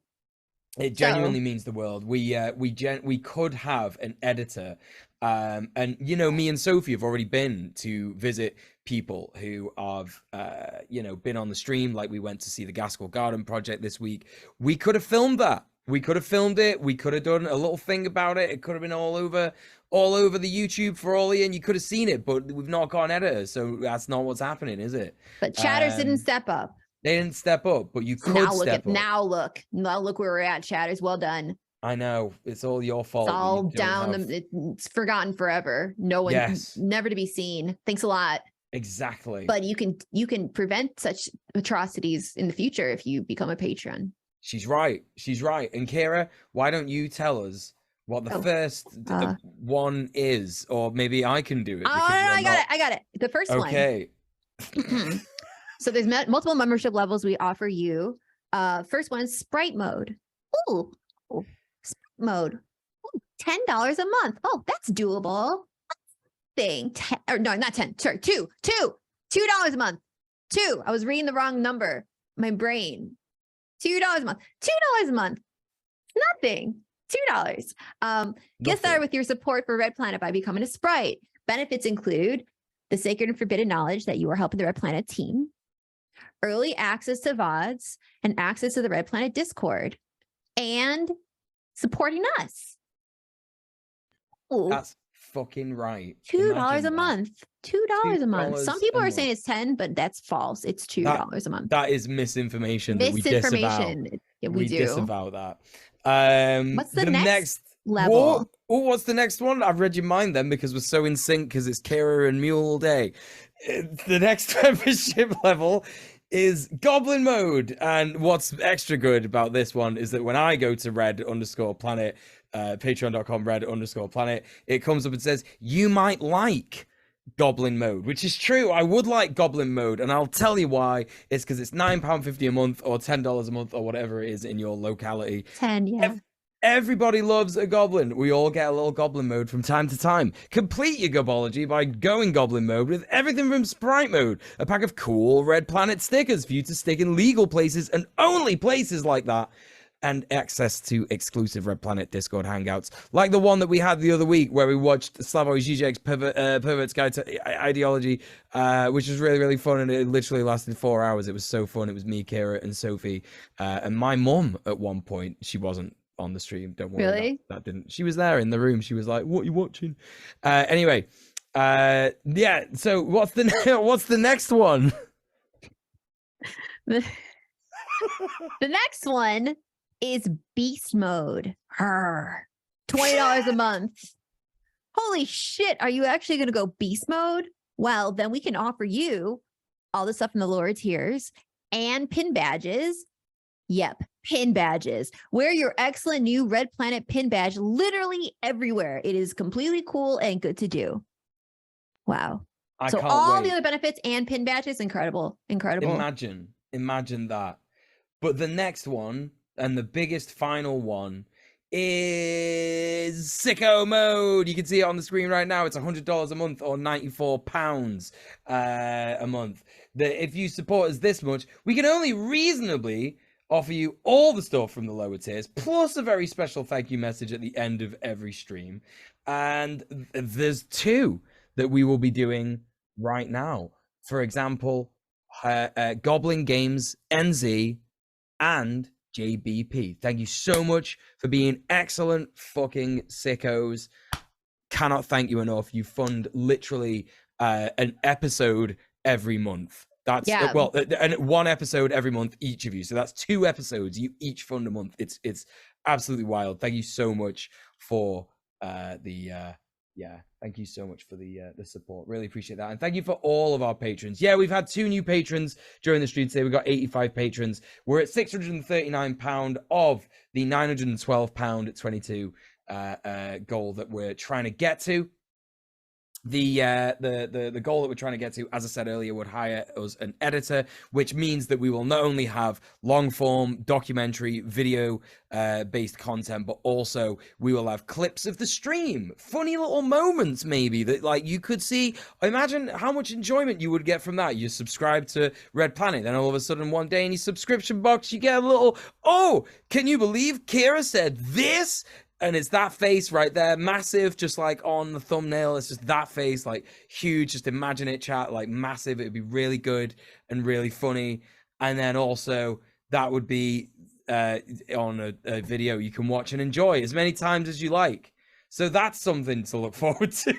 As many times as you like. This technology can be yours, chat. You can watch and then watch again and then watch thrice times. If you watch it 3 times, it means that you're extra based, and that gets you out of maybe an 1/8 of homework. So, you know, if you do that, if you watch it 3 times, 8 times, then you don't have to do homework for that week. I just want to say this is not going off the rails. This is completely on the rails. This is all good. I'm glad we're talking about this. I'm glad we're saying everything.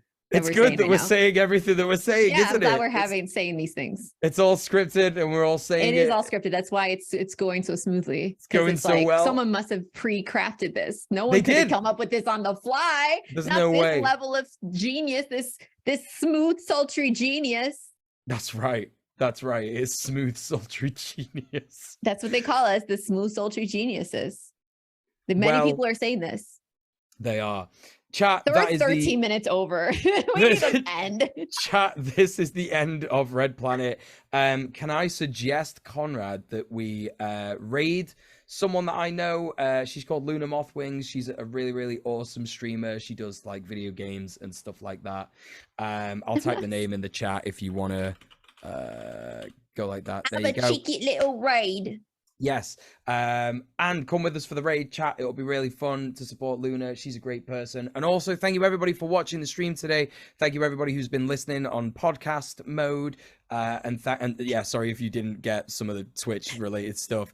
And thank you everyone in the YouTube chat who's been watching us live, and everybody on YouTube who's watching the VOD. Thank you so much. We love you so much. Thank you, thank you, thank you. Bye, chat. We'll see you next week. Bye. Bye, chat.